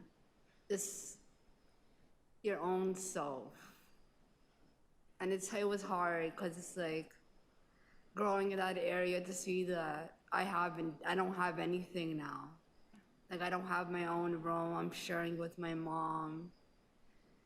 And I feel with these type of evictions for mothers or fathers who aren't well, they need to be more clarified of how they do it, how they speak to you. If it's a letter to do a rent guarantee, instead of let them know this is not a rent guarantee, you have to go to the court, you have to come to these meetings. I feel with certain families, they're not as focused on giving them the right information that they need. I really appreciate you joining us to share that. I'm going to see if there's any members of the committee who have any specific questions for you. Waleed, go ahead. Reem, thank you so much for being here. I know we're going to hear from Henry, and we're going to hear from your aunt and your mom, and also Miguel. I see you've signed up. I want us to better appreciate the challenges you and your family have gone through personally. Living in social housing. Reem, I know you work to support your neighbors as TCHC staff. Oh, yeah. You got a certificate of recognition. I know you've been very active in your community. So could you speak more to what do you think could have been done better? How would you like for us to support you? What would you like at the end of the day? Is it going back to social housing? So that we could have a better sense of your experiences being an evicted tenant. So with that, I feel the managers or the community that's there, they should be more active with the vulnerable people who doesn't really understand what this paper is, what this paper is instead of just handing it to the tenants or to whoever it is, like they need to be more focused on to know what they're signing, what the paper is, just to help more. Cause if I wasn't there, like I'm pretty sure my mom wouldn't really understand, and maybe other families, they don't understand that either. They need to clarify of what people are signing and what they're getting themselves into. As a quick follow-up, do you think like you have, as a TCC tenant, were you aware of your rights? Did you know like where you can turn to? Did you have supports when it was happening? We didn't have no support at that time, because it's like the new management team that they have, the new committee, it's different than when I had it. Like when we had the manager come, she'll be like, okay, Susie, this is your new lease for the new year. Sign it, give me your pay subs or your government subs. Like she was a lot better, and then she retired. So it's like, I feel like when you're giving something to tenants or to new tenants, they need to know what they're doing and what they're signing. Reem, thank you very much. And I'll pass it back to the chair. Thanks, Waleed. Thank you for joining us, Reem. And if you are still looking for supports around navigating, stick around. I'm sure Waleed and others are happy to provide some additional hopefully leads on local folks who can help you get connected in. But I really appreciate you taking the time to join us, because it sounds like training and being intentional about the work we're doing and supporting people is critically important, and you're such a great example of why that matters. So thank you so much. Appreciate your time. Thank you. Next I have Henry Wellington. You've got 5 minutes to address the committee. Thank you.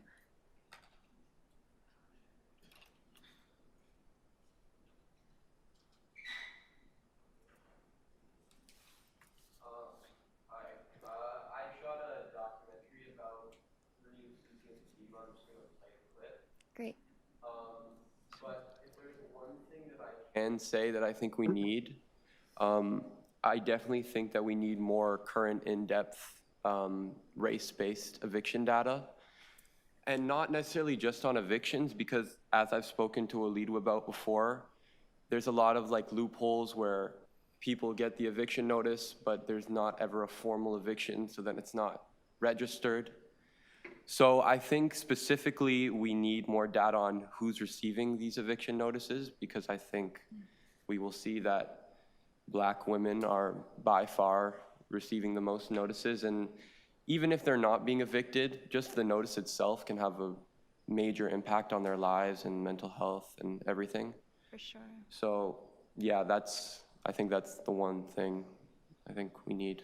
That's great. Henry, thank you so much. I know Waleed's playing double duty as AV today, assistant. I'm not sure if we're able to show the video, the clip that Henry's worked on for the documentary, but we're going to try to get it up so members online and anybody watching can see it as well. Just pause the time.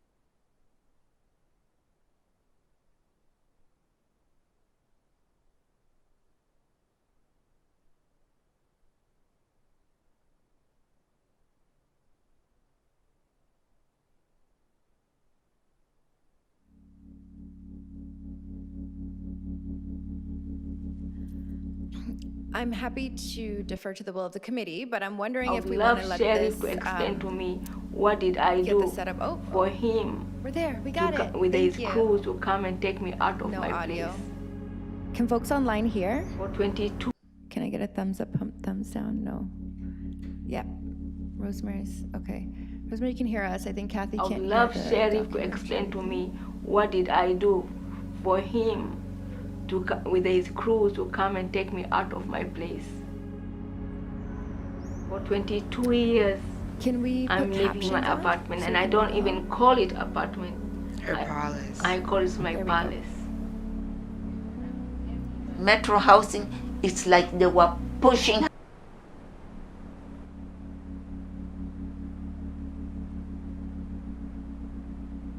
I would love Sheriff to explain to me what did I do for him with his crew to come and take me out of my place. For 22 years, I'm living in my apartment, and I don't even call it apartment. Her palace. I call it my palace. Metro housing, it's like they were pushing her away to take her out of that apartment.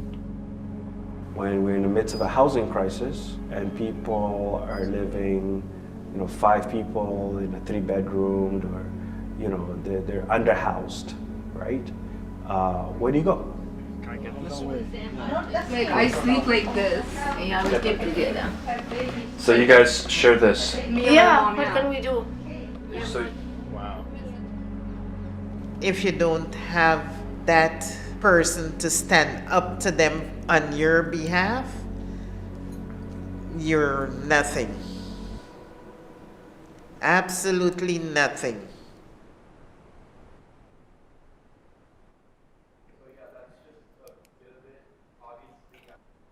Few more people, but I didn't have enough time, but I could have made that documentary 5 hours. It's only 15 minutes right now, but yeah, that's it. Thank you. Thank you so much, Henry. Really well done. And I think it's so important that folks like you, artists and creators, are bringing attention to these kinds of stories and also taking the time to join us, to share them with us, because we get to make decisions about how we move forward. So thank you so much for taking the time. Great work. Keep it up. Keep going. Make the documentary bigger. More people need to hear and be engaging in these conversations. Thank you. No worries. Thank you. Any questions, sorry, from members of the committee? Go ahead, Waleed. Henry, I know it's 15 minutes long. I'm going to try to make sure the committee sees it because I know it was impactful. But I just want you to share with the committee, as someone who has recently been exposed to this crisis in our city. I know the data that you shared in the documentary about Black women being evicted at alarming rates, not just here in Toronto or in Canada, but in North America, is a staggering stat. Did you ever imagine that in a prosperous city like Toronto, in a rich, developed country like Canada, that we will witness folks being evicted from social housing, which is the last resort, which is the housing of last resort? Because if you're not in social housing, where do you end up, right? So if you could speak to that, that'd be greatly appreciated, Henry. Yeah, I mean, I'm not gonna say it surprises me because our city is run by corporate greed and the politicians are involved, everybody's involved. But yeah, I mean, I think it's pretty crazy to be evicted from community housing. That's one thing that doesn't really make sense to me because it's like, there's nowhere else to go. It's like, what's the next step, which is like parks, I guess. And then we have people being evicted from parks as well, like you talked about. So I think it's just removing that last line of defense was definitely surprising to me. And I was not aware of this issue at all before you brought it to my attention. And I think most people aren't because the data is really not there right now. And I think that's the main thing is there's really not many numbers on this. Even when I was doing my documentary, I tried to find statistics, but there's nothing race-based specifically. And there's not really any numbers even on how many people are being evicted. You can look everywhere. It's very hard to find, especially in community housing. I think those numbers don't exist at all. Maybe somewhere, not accessible to the public though. And on that point, when we do collect data, do you think it'll be beneficial when it comes to like policies that will better support tenants? Do you think it'll help fill the gaps? And is there something else you think we should do apart from collect data? I mean, I don't know. It's hard to say because at the end of the day, there's only so much that the numbers can do. Besides, like, obviously we need to bring awareness, but I think what it really comes down to is we need to stop giving housing contracts to private equity companies. I think that's really what we need to do to actually see real results because, you know, like these 100 affordable units in a 3,000 unit condo doesn't even put a dent in the real issue we have. And I mean, over half the people in our city can't afford the housing in Canada now. So, I mean, 10% affordable units, it's nothing. Yeah, it doesn't make sense. Thank you, Henry. There are members of the committee with questions for Henry before we go to our next speaker. May, go ahead. Not a question, just a comment. I watched the documentary and I cried watching it. So, like, amazing work with you, and I know how hard it is to share a story, especially when it comes to eviction, when there's like feelings of shame or embarrassment around this type of topic, but it is something that a lot of people do deal with, and dealing with that, something like that in silence, I know is very hard. So I just wanted to congratulate you and thank you for creating this documentary, and also thank the voices in the documentary, because oftentimes it's the hard stories that need to be told and need to be heard, because you're definitely not alone in going through something like this. So thank you. Yeah, no, thank you. And they really are the real stars of this story. And I wish there was something more I could do to help them now, but you know, they need housing. I think they're talking about being banned from housing too, which, I mean, how do you get banned from community housing? What's left? So, yeah, I think if there's anything that I would like to get out of this documentary, it's them somewhere to live. Thank you so much, Henry. Appreciate you.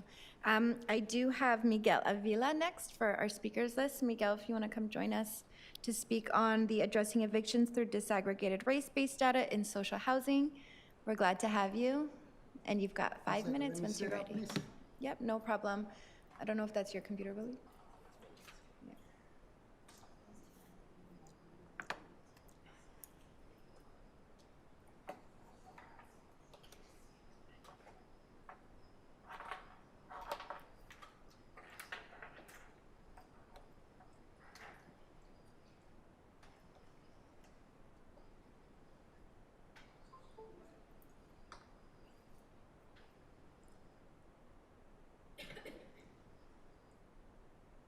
Good morning. For those who don't know me, my name is Miguel. I'm an indigenous man from Peru, and I'm here to speak on item CR 7.3, addressing evictions through disaggregated race-based data in social housing. For the last 15 years of my life, I have fought for social housing, to look for solutions for our homeless crisis. This time I'm fighting for my life. I have an eviction notice by my landlord, Toronto Community Housing. I've been living for the last 2 years in a situation where no one should be. Every day I'm affected by noises. Noises are, over time, it destroys, it affects physical, mental health. I lost hearing. My mental health is terrible. I thank the city for the strategies to deal with housing, how to rehoming people living on the shelters and our city encampments. But there is a dark side to it. There's no consultation, meaningful consultations with long-time residents who have lived forever on these buildings owned by TCAC and the City of Toronto. So we have a beautiful strategy to deal with the rehoming of residents of Toronto who lose their homes during the pandemic. Wonderful. Bravo. But without proper consultation with the long-time residents who are used to a routine, who are used to go to bed and get up and do the routine to come to work like I do. I can't. I only sleep like 6 hours a day, and I had to live in the basement of the building. So today I'm speaking on the recommendations of the Ombudsman. Recommendation number 2, municipal licensing standards should incorporate guidelines in its general investigations. Standard operating procedure for when decisions and reasons should be communicated to complainants in writing. That's a failure. Right now, when it comes to noise investigations, in which I have spoken about it at the Toronto Police Services Board, your Councilor Morley, you're a witness, I have dropped 2 times to speak about the community safety unit officers. They're not able to investigate noises. So this job should be done by the MLSC. And unfortunately, there were some hiccups in developing a new technology which allows the recording of decibels when you hear at nighttime. So that technology has been put in practice in my unit, but unfortunately, the residents in the unit were not in their homes. So I'm sure I had to make a freedom information request to find out how many decibels were heard during the time of the testing, which lasted for 48 hours. So this is me sleeping in the basement of the building. 11 months, my friends. This is how I pay my rent, sleeping on my second bedroom. I have made 200 calls to the community safety unit. My mental and physical health has been damaged. Loss of hearing, paying rent. I am paying my rent on time, and now I'm being affected by an N6 notice. All because TCAC has no idea how to deal with residents who come from shelter and encampments. We want to make this a policy to avoid the displacement of residents, that they successfully adapt to live in these buildings, but without proper wraparound support services. That Mr. Doug Rollins from the Housing Secretariat presented to the TCAC board last April 15, 2025. He said that TCAC has to do more. The city has to do more to provide services, also support like for tenants who are facing eviction. I think we have to provide more education and support services. So I'm here to let you know that we do have consequences, unintended consequences, when a strategy is implemented without making proper consultations. I want to see those residents successfully be housed in TCAC, but at the same time, those residents do require a certain level of support and wraparound services that is not available. It's almost like they drop the ball on them. It's 3 months, you don't follow up with the agency that you're supposed to be connected, they remove you off the list, and you're on your own. And then 5% of that population ended up evicted. So it shouldn't be that way. What happened is we don't have transitional housing, another major factor. Thank you. That's 5 minutes of my deputation. Great job, right on time, Miguel. Thank you so much for joining us, and I'm so sorry to hear about the conditions that you're navigating. It's me. I do hope you're able to tap into the supports that you need. And it's Wally's got a question, so we'll turn it over to Wally. Go ahead. Thank you, Miguel. Miguel, I know you've been at many meetings at City Hall, TCAC board meetings. You have a lot of experience navigating the system, and I actually feel like you have a lot more information than regular tenant. And I think what's really important for you to reflect on, and this is a question I asked the previous deputant, apart from collecting disaggregated race-based data that will help us appreciate the challenges, and so that we could invest in solutions. What else can we do? Because you mentioned that there needs to be supports for tenants at risk. We heard from Reem earlier, was a tenant at risk and now was evicted from social housing, right? The housing of last resort in our city. What are those important interventions that we need to support? So for example, at the Ontario Landlord and Tenant Board, right? If TCAC is giving you an N6 notice, they're coming with a lawyer to get you evicted. but what about the tenant who does not have the resources to pay for a lawyer or cannot access legal aid because it's not fully funded? There's a lot of people waiting for supports through our legal aid system in Ontario. What are your thoughts on that? Thank you, Walid. You are absolutely correct. There should be more funding for tenant legal defense. Thanks to our Premier, Doug Ford, who decided to chop budgets at the legal aid, we are not able to fully fund programs for tenants who are facing eviction. I went through that journey myself. I had to knock several doors. I had to talk to lawyers, paralegals, wizards, magic people. I don't know. I tried to knock on every door, and everybody says, Miguel, unless you have money, we'll take you on. But thankfully, Parkdale Legal Clinic was able to take me on. And Parkdale Legal Clinic has additional funding. Imagine if that same funding was available for all the legal clinics around the city. We will not have residents coming here and says, I got evicted, I was not aware of the process, I didn't have the funds to defend my case because there's over two sides of the coin. The landlord can say these things, but you also have your story. What led to your eviction? And in my case, I explained to you guys, it's about sounds, noises, complaints that has affected my life big time.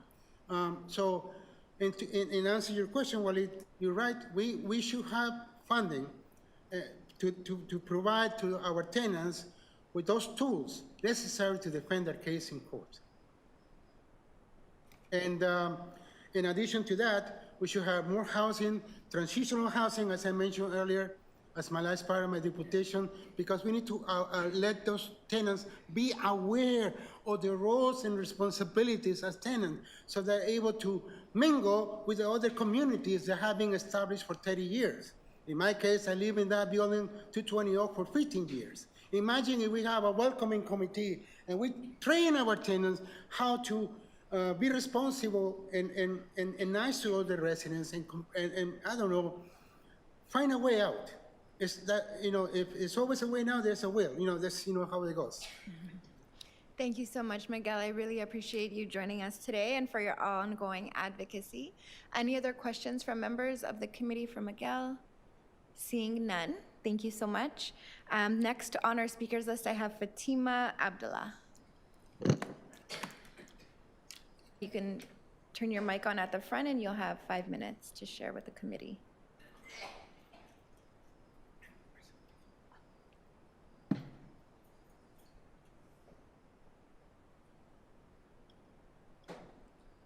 Good morning, this is Fatima. I'm very happy to be with you all here and to listen towards what is happening. I am representing my niece, Zulekha Hussein and Reem. They went through a lot. First of all, Zulekha, she had 3 major surgeries for every surgery in her brain and spine was 11 hours. And after that, the doctors, she got 2 strokes. And then they told us like the short-term things she will forget and stuff like that. And she needs reminding and all. And after before the previous housing, because she lived for 22 years, the previous ones, they know her situation and they come and they tell her, this is the paper like this. So what happened, now to make the story long short, when she was sick, I went and I tended there. I was helping her, almost like more than a month. And then afterward, I called her, I told her what happened. She told me, I'm okay. I told her, where are you? I need you. I'm coming to your home. Reem told me, don't come, because I have to get her passport, Reem. And then I said, what's going on? Then she told me we were evicted. I said, why? And what happened? She started, there was trembling and telling me that there was a friend of her son came there. So Zulekha doesn't know him that well. She couldn't let him come in because even her son is not there. What she did, she closed the door. After closing the door, what happened? That person destroyed things in the building. After that, they brought her letter, like to go to the court. She doesn't know because she's forgetting. She had 3 major surgeries, and we cannot force something to something when it cannot go. So now when it happened this, they couldn't come and remind her, like, hey, you have this problem. Look for somebody to help you. Nothing, nada. What happened then?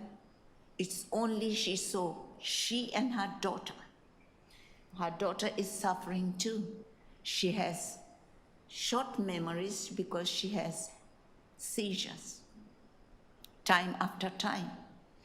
And then when they came 6 people, 6 foot, and they were like from sheriffs and security to take her out, she said, I need to take my medication. They told her no. Eventually, the girl which she does the cleaning, she knows she's sick. She went and she told her, go and get your medication. This is not the way how to treat somebody who is special sick, who is in this situation. I wouldn't mind if they come to me. Although I'm older than her, I am her aunt. If I'm treated like that, I will know how to deal with this before it happens to be told out. And I see it is very unfair. But to accord to, when I talk to some people, I started going to pre-BMO. Sorry for my accent. Maybe my accent is not, but you understand.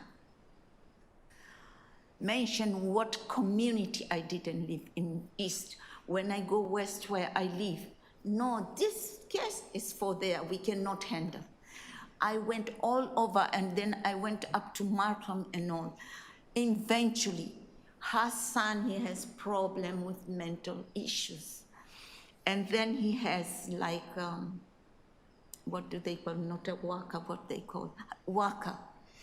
She told me, why don't you try to go to downtown?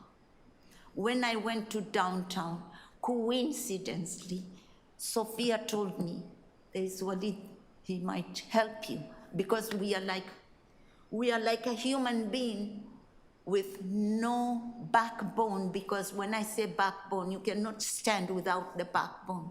We didn't have, it's 3 of us. Who will we go to? Who will we cry? We are crying to God. We are crying to I came this city hall 4 times. Whenever I stand, who do you want to see? I want to see about the house.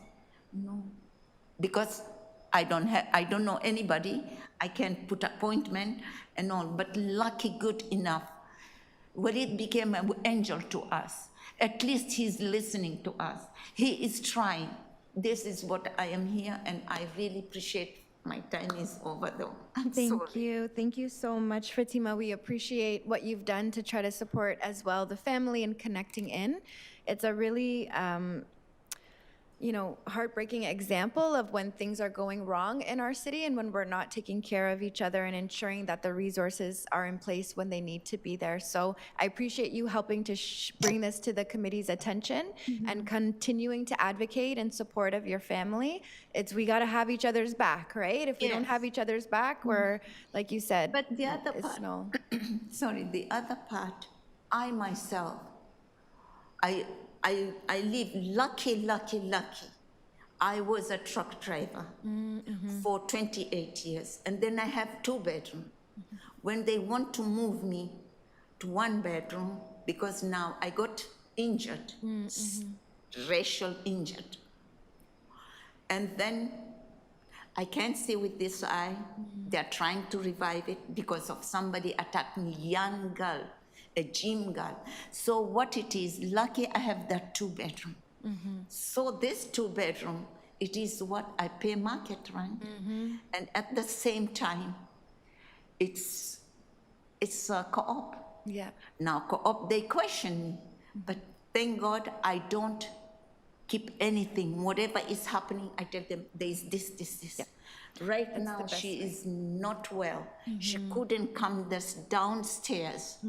Then a friend of ours told her, come and stay with me for a little bit because of downstairs. I'm gonna see, Fatima, if there's any members of the committee who have a specific question for you as we move forward in the dialogue. I'm looking around. Waleed, yeah. Anybody online?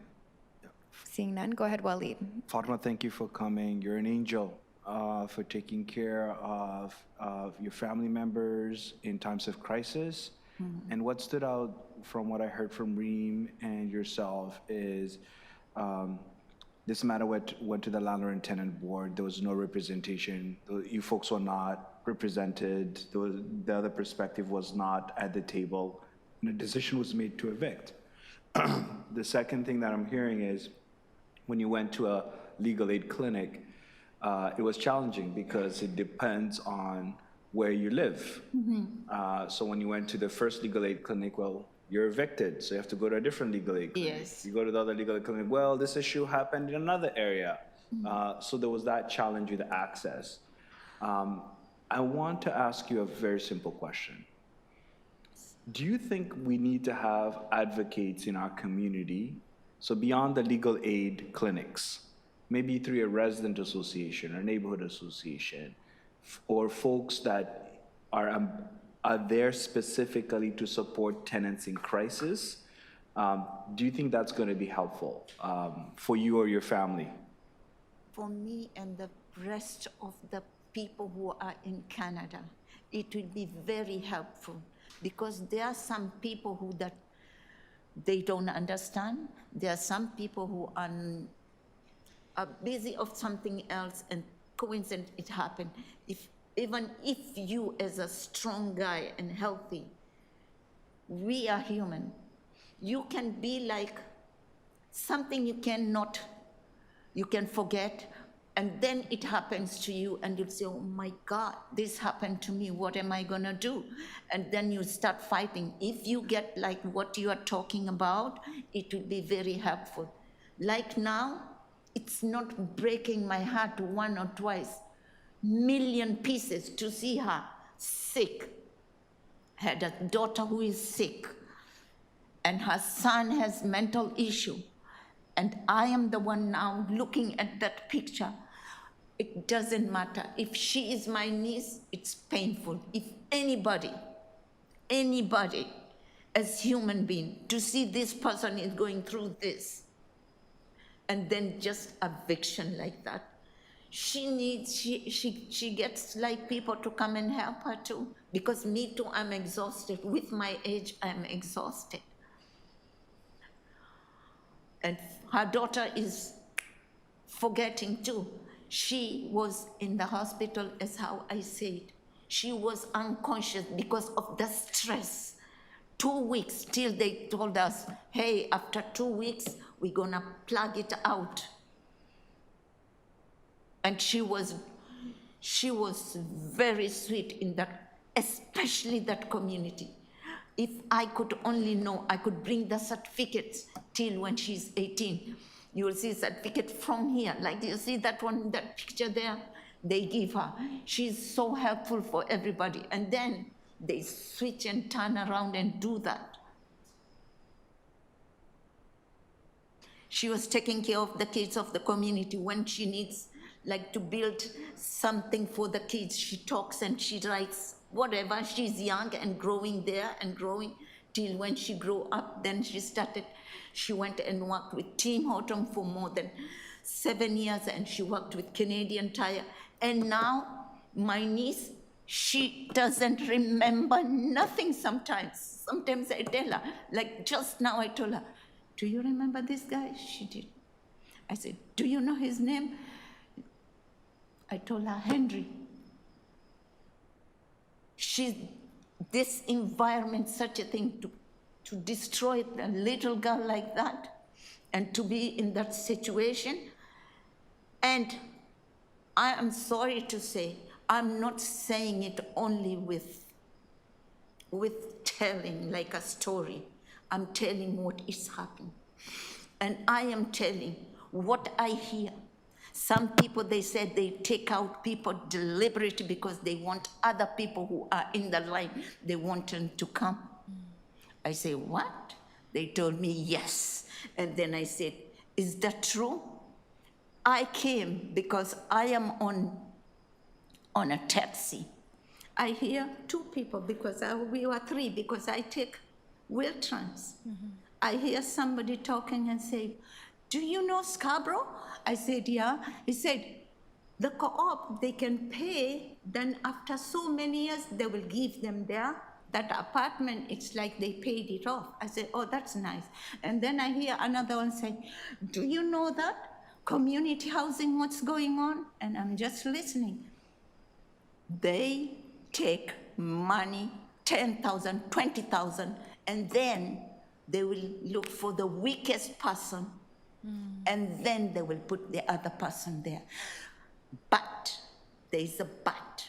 I didn't see it. I just heard it. And something when the people, they say like that, it's not nice for me to come and say either, but it hurts me. And now it's cooking in my head. Did they take out because they took the money?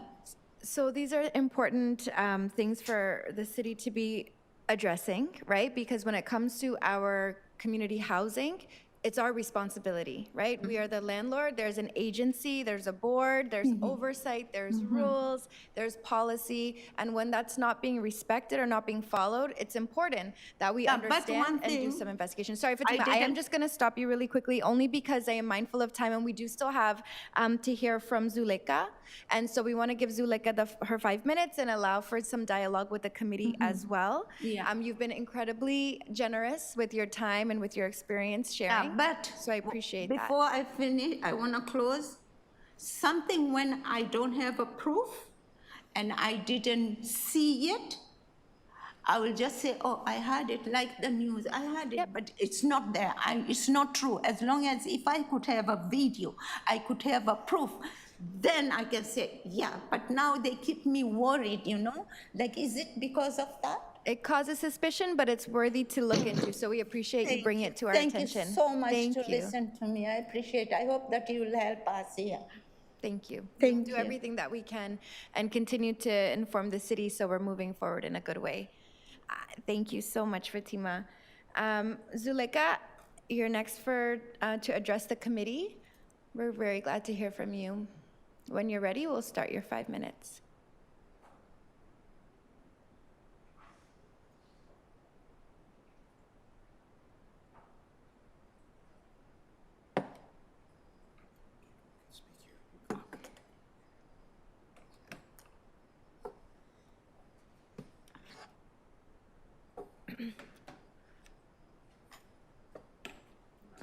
Good morning, everybody.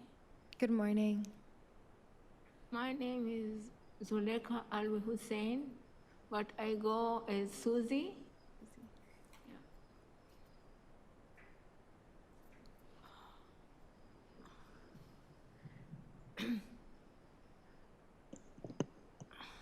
Whenever I see a lot of people, I panic. Somehow, because about the housing, when those sheriff came, everybody, I was very shocked. Not only that, I lost my 2 pets. I have 2 cats that I could not even take them. So the thing is, when they evicted us, we have to leave them in the house. And at the end, I have to give them away. I lost a lot of things in my home. And I never expected when the way they came and they present themselves, it was not polite. It was only me and my daughter. Even they didn't allow me to go to use the bathroom. They did not let me. because when I panic, I pee on myself. So I tried to I couldn't tell them that the second I go to use the washroom, they told me you can't. And they were following me when we left the apartment. They were following me when I was going. And they say you can't stay in this complex anymore. But at the moment when I was in the park, a friend, when they saw me, he gave me his key because I didn't know where to go. So I went to his place. After that, I went to another neighbor because there's a young boy I used to take care of him. When he heard about it, he couldn't believe. He came and told me, you can't stay here. So I went and stayed with his grandmother for a couple of days. And that is what happened to us. And my son too. I have a son and my daughter, and me. We have a sickness that we don't have no cure, so it destroys us. So my son, he have a mental problem. That it means he doesn't like to see me the way I'm going through. That's why. So the thing is, in our hospital, it was around the area. I mean, the housing, not only they destroy us, they took everything value of us. I lived there for 22 years. I respect my community. I don't do no problem. And nobody can say I ever caused no problem in the neighborhood. I'm always staying at home. The only time I leave, if I have doctor's appointment or anything else. But either that, no, I just stay at home.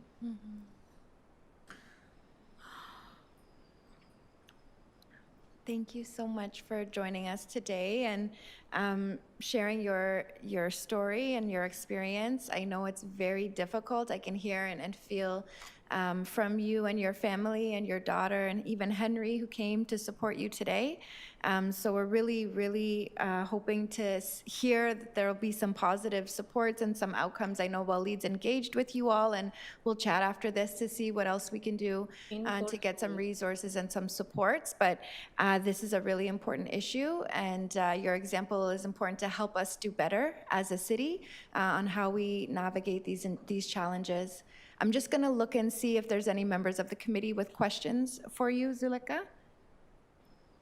Seeing none, we want to thank you so much. And our hearts are with you, okay? You'll be in our hearts and our minds. And we're going to take it into committee to have some discussion about what we can do on the go forward, okay? Thank you so very much. God bless you, and we'll continue to pray for you. Thank you guys so much for your support. I really appreciate that. Thank you so much. Thank you so much, Zulika. So members, we are going to bring it into committee. This item originated via a letter from our colleague Waleed. So Waleed, I just wanted to give you 5 minutes to speak to the letter, the motivation. Obviously, we've heard from the deputants here today about the real human toll that's going on and the importance we know with the housing crisis of addressing evictions generally. So I'll just give you a moment to speak to it, and then we'll go to questions of staff. So go ahead, Waleed. Thank you, Chair.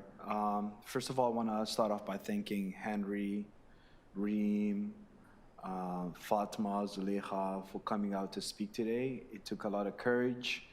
When you were speaking, I was trying to hold back my tears. I got very emotional, knowing that that could happen to someone I love, to someone's mother, to anyone who's watching this on YouTube. It could be someone that you're close to. This could actually happen in our city, and it's something that needs to stop. So I'm just gonna give some context as to why I put forward this motion, and you folks actually inspired this, this really important item that we're going to consider today. So this item, specifically CR 7.3, is a motion that calls for something very basic, but very powerful. Disaggregated race-based data on evictions, arrears, and tenant relocations in social housing. Why is this urgent, you might ask? Well, we already know from the Ombudsman Toronto's May 2025 report on multi-tenant homes that tenant protections are uneven and that Black, Indigenous, and racialized residents are disproportionately impacted. But without disaggregated data, we are left relying on anecdotes and assumptions while systemic inequities continue unchecked. We cannot fix what we refuse to measure. For too long, Toronto community housing tenants, many of whom are Black and racialized families, Indigenous, seniors, and newcomers, have experienced evictions and arrears processes that lack transparency and fairness. We hear directly from residents about overcharging, inconsistent communication, and relocations that break community ties. But because the data is not disaggregated, we cannot see the full scope of how race and systemic barriers intersect to produce these outcomes. Collecting and analyzing this data is not just a technical exercise, it's a matter of equity, accountability, and justice. It aligns with the Toronto Action Plan to confront anti-Black racism. It responds to the Ontario Human Rights Commission findings on systemic discrimination, and it advances the United Nations Decade for People of African Descent, particularly pillars of recognition, justice, and development.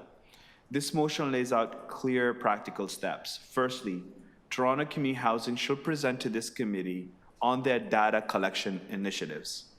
Secondly, by Q1 of 2026, we shall see initial findings and recommendations from Toronto Community Housing, the Human Rights Office, the People and Equity, and the Housing Secretariat. Thirdly, housing justice and data equity should be embedded in CABRAC's own work plan, ensuring this is not a one-off conversation, but a long-term priority. These are achievable and necessary actions. But I want to stress one final point. Data alone is not enough.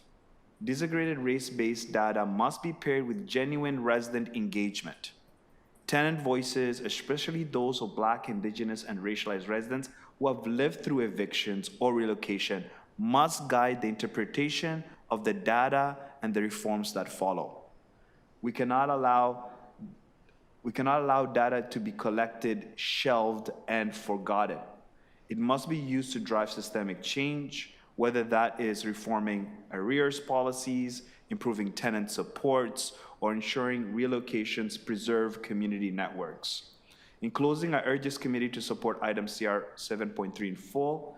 Let us take this step to ensure that no tenant is invisible in a housing system. Let us make disaggregated race-based data a foundation for accountability, justice, and equity in Toronto's social housing communities. Thank you. Thank you so much, Waleed, for bringing this forward to the committee for consideration. I just want to see if there's any members who have questions either for Waleed or for our colleagues here on the staff side related to this item. I'm looking online. I'm not seeing any. And if I can encourage folks just to turn your videos back on, we should be wrapping shortly, but we do need to maintain quorum to proceed. Thank you. I'm just going to ask if, just for quick comments from staff, I have a revised motion on this item that still requires or requests a report back to this committee on exactly what we're looking at, but just wanted to provide staff an opportunity to provide additional detail and rationale about the best way to approach this. Go ahead. Thank you. Thank you, Chair. And I want to just quickly echo thanks to the deputants for sharing that very impactful story, and to know that we will gladly work with you offline and Waleed and the Deputy Mayor to try and support you as best as we can. We have a couple of recommendations for changes just on the language. One is around the division name is no longer Social Development Finance Administration, it's Social Development, so it's a bit of a minor change. We've also consulted with our colleagues in the Housing Secretariat who recommended some slight changes in terms of terminology. I think we just have to be cognizant of some of the language around social housing versus, in the report you referenced, multi-tenant housing, which is oftentimes private housing. And so just some language around how do we clean that up. But we are committed, and our colleagues at Housing Secretariat as well as TCHC are committed to come into this committee with a fulsome report in Q1 of 2026. So the recommendations as put forward is something that staff are happy to support. Thank you so much for that, Mo. Any other questions for members of the committee? If not, I will go ahead and move them. Oh, sorry, Kathy, do you want to jump in on this one? Please go ahead. You've got 5. Just unmute.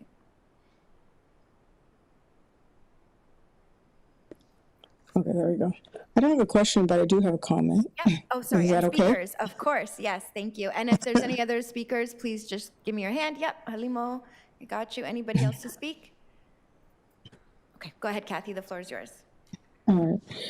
And so I too want to thank the deputants for coming in to speak today and giving a human face to what is just statistics.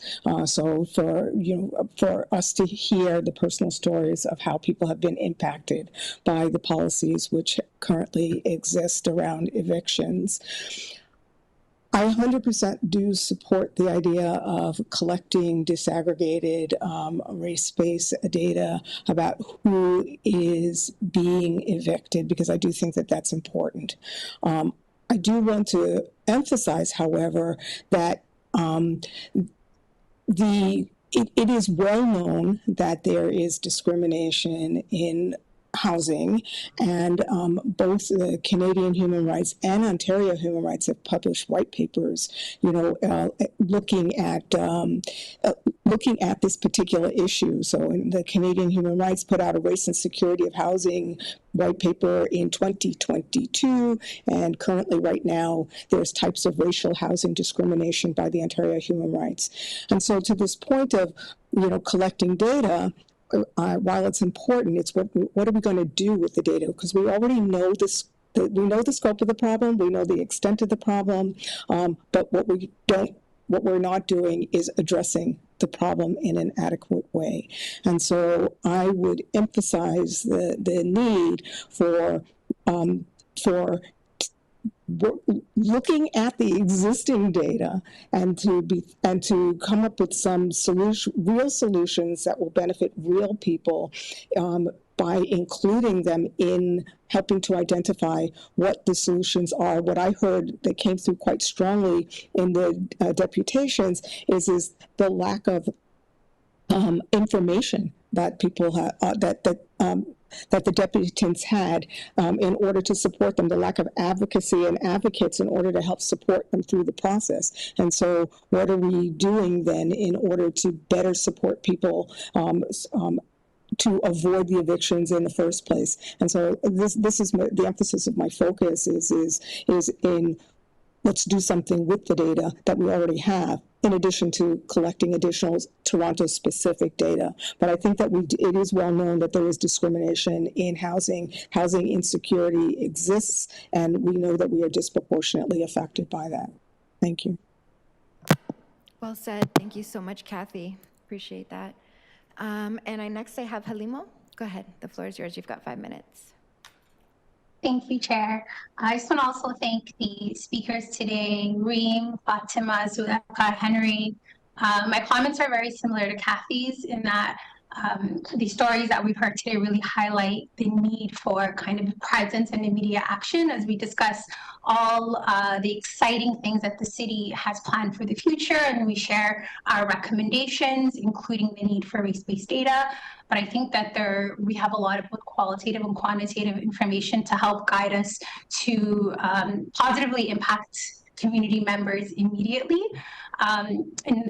in the present. And the other thing that the stories really highlight, and kind of going back to what we talked about with Parks and Recreation around investing in communities, circular economy, as you shared, Chair, one of the things that really stood out to me was that when community members needed help, they turned to other community members. Even though they tried to connect with services, they really struggled, but it was really the community that rallied and provided those kind of material shelter, food, these like social determinants, human determinants of health.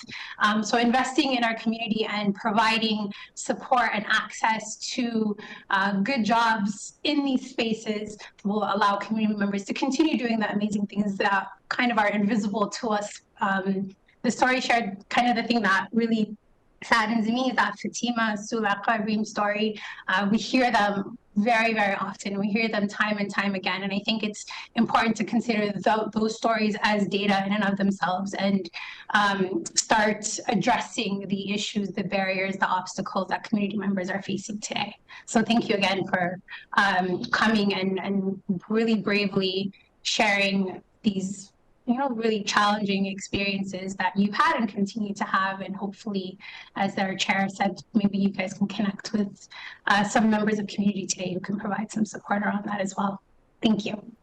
Thank you so much, Halimo. Really appreciate your contributions. Karis, I see you as well. You've got the floor. You've got 5 minutes. Jump on in. Thank you. Excuse me. Thank you, Deputy Mayor. Seem to have a frog in my throat. I would also like to thank the deputants and, Kathy and the previous speaker and so on have just, expressed a lot of what I agree with, all of what I agree with.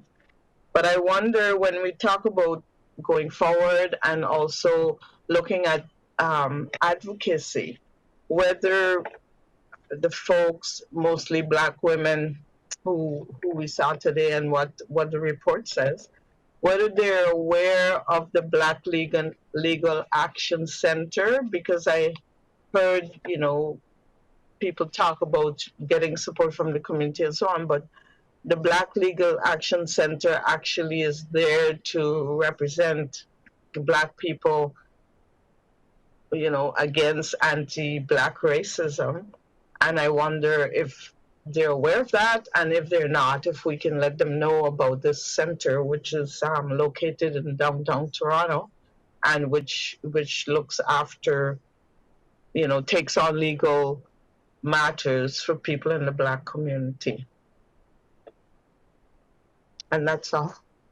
It's a great recommendation, Karis. Thank you so much. I know folks are listening and taking some notes down.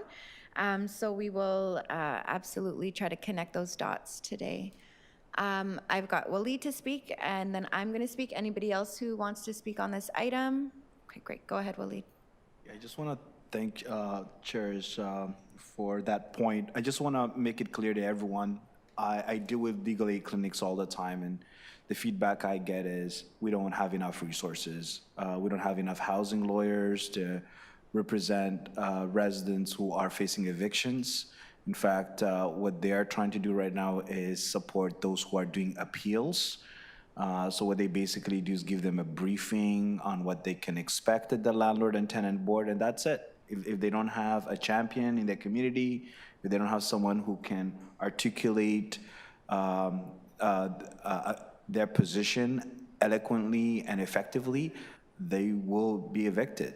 And what I really am concerned about, and I'm hoping that through this motion and through the data that is collected, is appreciate a critical point, which is Toronto Community Housing is the social housing provider of last resort. The fact that we have vulnerable Black women who are just evicted from social housing because of damages caused to an elevator, something so preposterous, really needs it's a point for us to reflect, who are we providing social housing for if it's not the most vulnerable members of our community? And I agree with other members of the committee that advocacy is critically important.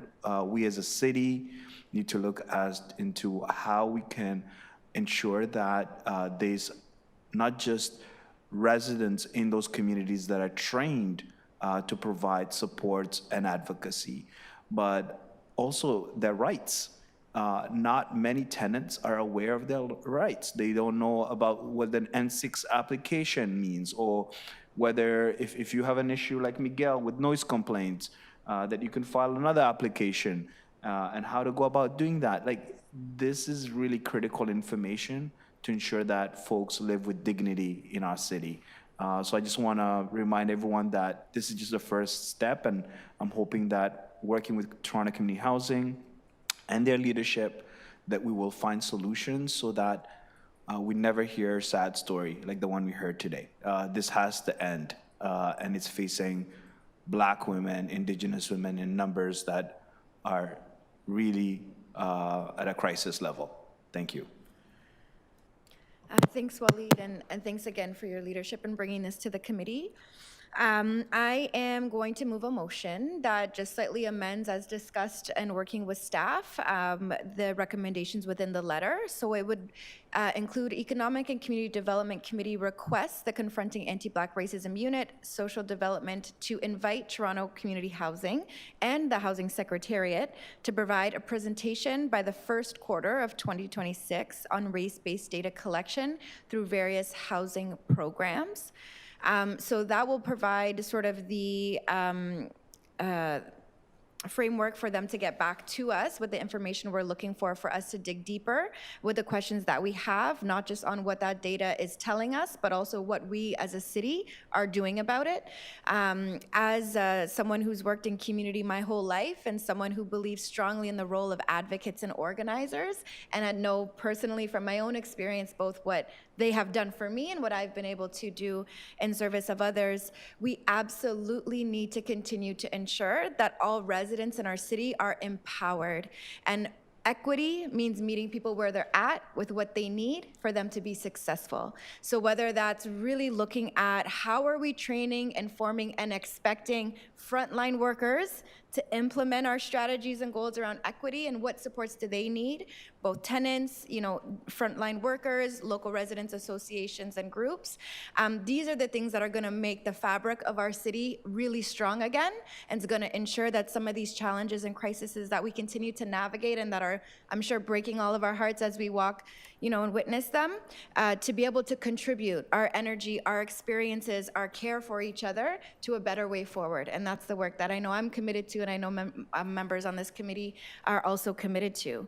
The other thing I wanted to underscore and highlight, I think, and was mentioned by Waleed in his original commentary and in the letter, is around ensuring that the work plan for the Confronting Anti-Black Racism team continues to underscore and double down on our work around housing specifically, and housing of racialized communities, Black communities, Indigenous communities. So we look forward to continuing our work together to ensure that this is a clear, a line of sight for us, a clear focus for us, so that we can continue to move the city forward in a good way and ensure that these kinds of experiences are not repeated as we learn and ensure we're doing better into the future. So thank you all so much. I am going to have my motion on the floor. All in favor of the motion there? Sorry, any questions on the motion? Sorry, I see one for Lucina. Go ahead. Sorry, could we just post it up again on the screen for Yep, folks to if see? clerks can put that up, and it should be accessible to all members. So we'll be looking at the first quarter of 2026 on the report back for race-based data collection from both Housing Secretariat and the Toronto Community Housing Group. Good. Questions? Yep. If you have questions of the mover, please go ahead. Sorry, just hoping to maybe get some clarification on just the language change around moving from social housing to housing programs. So I think, are we still maintaining accountability to the specific focus on social housing rather than what constitutes a housing program? I think. So I'll just jump in to say that there are a number of eviction prevention programs, for example, that are not necessarily TCHC specific. So we heard about co-op housing, and there's other social housing that exists that the city does have supports in place for. So I am going to turn it over to the expert, my colleague beside me, to speak a little bit more to answer your question. Thank you, Chair. I'm certainly not the expert. Our colleagues at the Housing Secretariat are. So their request was to keep it more broad because they do provide support beyond just TCHC, but our colleagues from TCHC are included in the motion, so they will be providing what data they do have available. But we also provide different types of housing to the city, so this is trying to capture all the different housing types that we have. One, just a side note for the committee members' consideration is that a lot of housing eviction and housing oversight is really maintained by the province.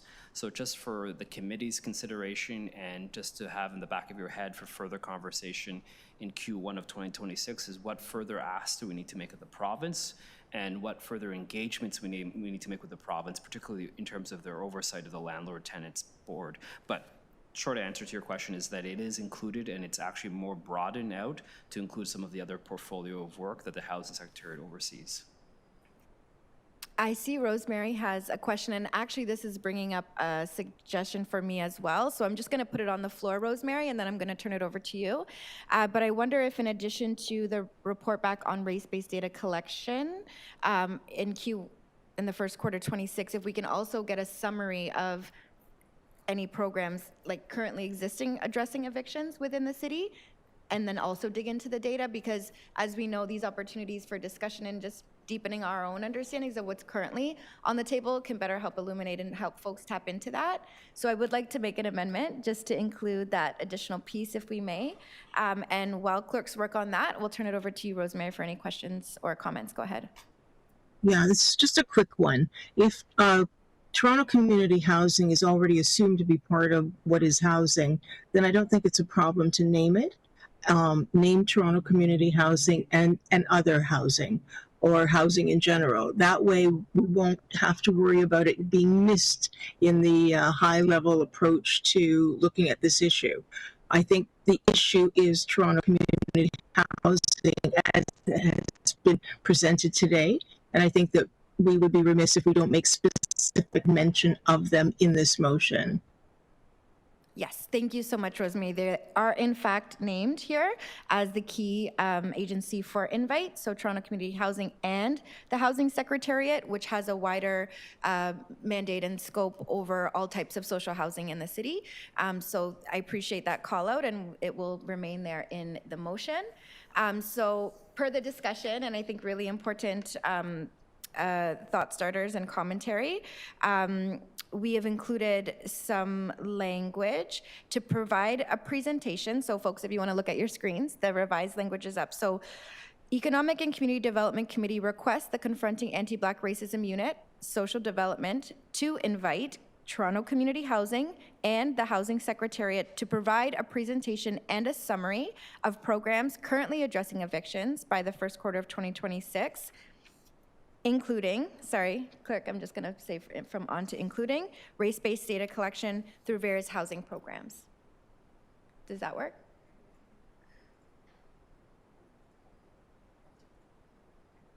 Sorry. I would like to see you add Toronto Community Housing before housing projects.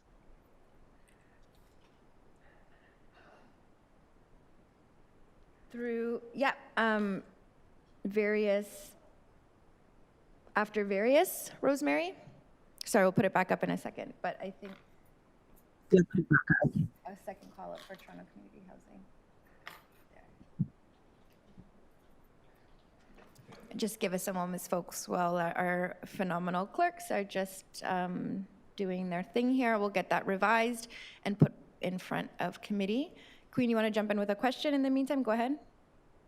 Yeah, I was wondering if gender should be added to it too, because if we're talking about specifically Black women being the most like marginalized group, I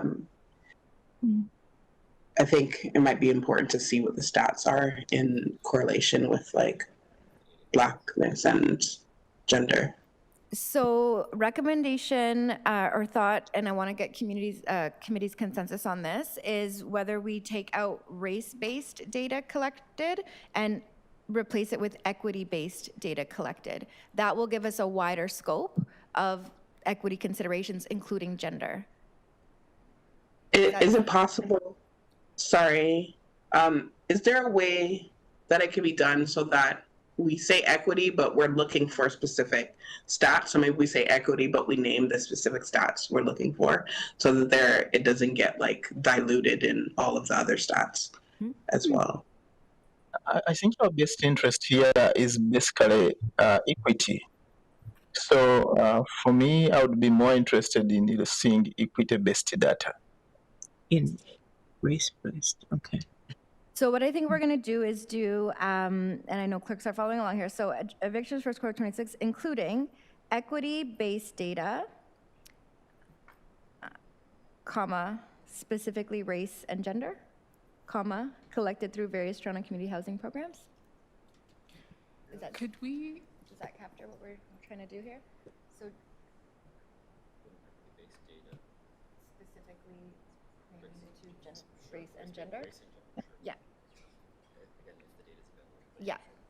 And I'm sure staff will get back to us on what's all available. Go ahead, Lucina. Is there a possibility to say disaggregated equity-based data? That way, that kind of implies that we're looking at different. Yeah. Okay. Yeah. Yeah. I think, and staff are here listening, right? And they'll help to facilitate the work behind the scenes. So they know what we're looking for. And I think as long as we've got some clear high-level direction for them, we'll be able to get it back. Thank you, clerks. Quick work. Can we see it? I'm sorry, Kathy, or Rosemary, sorry? One of the two. Yeah. We'll go Kathy, then Rosemary. Go ahead. Yeah, thank you for recognizing me. I just wanted to be clear that what I'm hearing and what I'm interested in is race-based data, but to include intersectional identities. You know, but I don't want a broad term that just says equity, because the race-based data will get lost in that. And so, again, the focus is on the race-based data, recognizing that there are intersectional identities of gender and disability and other things. So Absolutely. if we can have some language that highlights that would that's what I would like to focus on. Thank you. I appreciate that, Kathy. I think we nailed it. I'm just going to go to Rosemary, and then we'll put up the revised language on the screen. Go ahead, Rosemary. Looking through the revised agenda item so that I can comment on it, but it was prior to housing being stated, just so that there's absolutely no confusion. I think at the end of the day, we want to get back specific information about Toronto community housing. So I'm looking forward to seeing the revised version. Great. So if we could put that up on the screen, please, clerks. So it now reads, Economic and Community Development Committee requests Confronting Anti-Black Racism Unit, Social Development to invite Toronto Community Housing and the Housing Secretariat to provide a presentation and a summary of programs currently addressing evictions by the first quarter of 2026, including equity-based data, specifically race and gender, collected through various Toronto community housing programs. Social housing programs, I think. So again, I hear what you're saying, Rosemary, and Toronto community housing will be a central focus, but we don't want to lose sight of some of the other social housing programs. So we'll just and maybe that's big, and Toronto community housing and other social housing programs. Yes.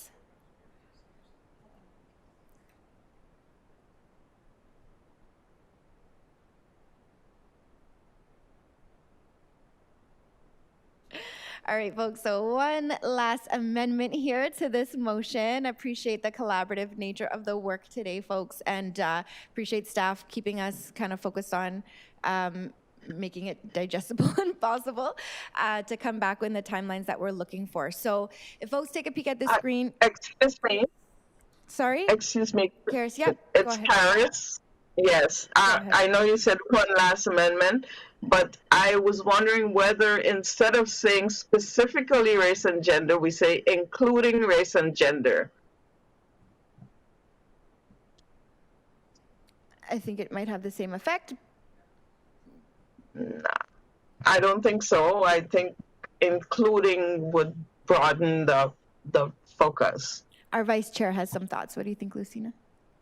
No, yeah, I think just speaking on intersectionality, I think including maintains the effect of that intersectionality lens, because I presume income is probably a dimension we would want to look at as well, right? And so being inclusive by saying equity-based, including. All right, so specifically, we will update to including. And Thank you. Thank you, Karis. I know it's quite complicated, but we need to be really specific about what we want so that we get what we want. Absolutely. I couldn't agree more. So we've revised that to including. So I'll just read off the final wording one more time for everybody's benefit. So the recommendation will be Economic and Community Development Committee requests the Confronting Anti-Black Racism Unit, Social Development, to invite Toronto Community Housing and the Housing Secretariat to provide a presentation and a summary of programs currently addressing evictions by the first quarter of 2026, including equity-based data, including race and gender, collected through various community housing and other social housing programs. So that's the language that will advance to Economic and Community Development Committee and come back to us in the first quarter of 26, pending approval. So just a show of hands, all in favor. Thank you very much. That carries. And item as amended, all in favor? Thank you, that carries. So we're moving into, sorry guys.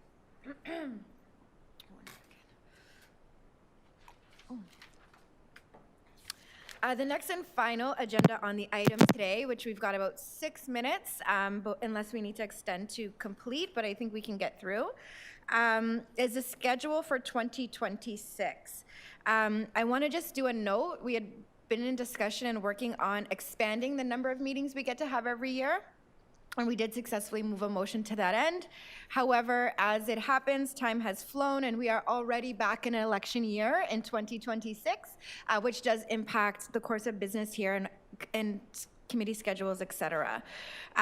So we do have the last regular meeting of City Council is scheduled for July, and there will be no more ability for councillors to do any business, including our committee business, after July. So there is some suggested dates as part of the schedule. There are currently 3 dates listed for the 2026 schedule. And I'm happy to hear if anybody has any, would like to ask any questions or speak to this item. Waleed, go ahead. What are the dates for this year? Do we have a meeting in November, for example? Like maybe just a quick reminder what those dates are this year would be helpful. But I'm comfortable with the 3 dates in the new year. So we do have one more meeting for this year, which will be November the 25th. Okay. And then the 3 dates that are proposed for the new year, as confirmed with clerks, would be Monday, January 12th, Monday, March 23rd, and Thursday, May 28th. Perfect. Great, good, works for everybody. Anybody online, any questions, comments, concerns related to the schedule? All good. Thank you, Rosemary. I'm seeing thumbs up. So I will go ahead and move this item for receipt. All in favor? Thank you. I forgot my line there, guys. Thank you. Perfect. So that does carry. So that will incorporate into the city's updated information for when we will be meeting again. I don't know. Do we have some member absences today? So as traditional, we would like to move a motion just to excuse the absence of members not currently in attendance today. So George Amo, Beverly Jean Daniel, and Salma Mellon.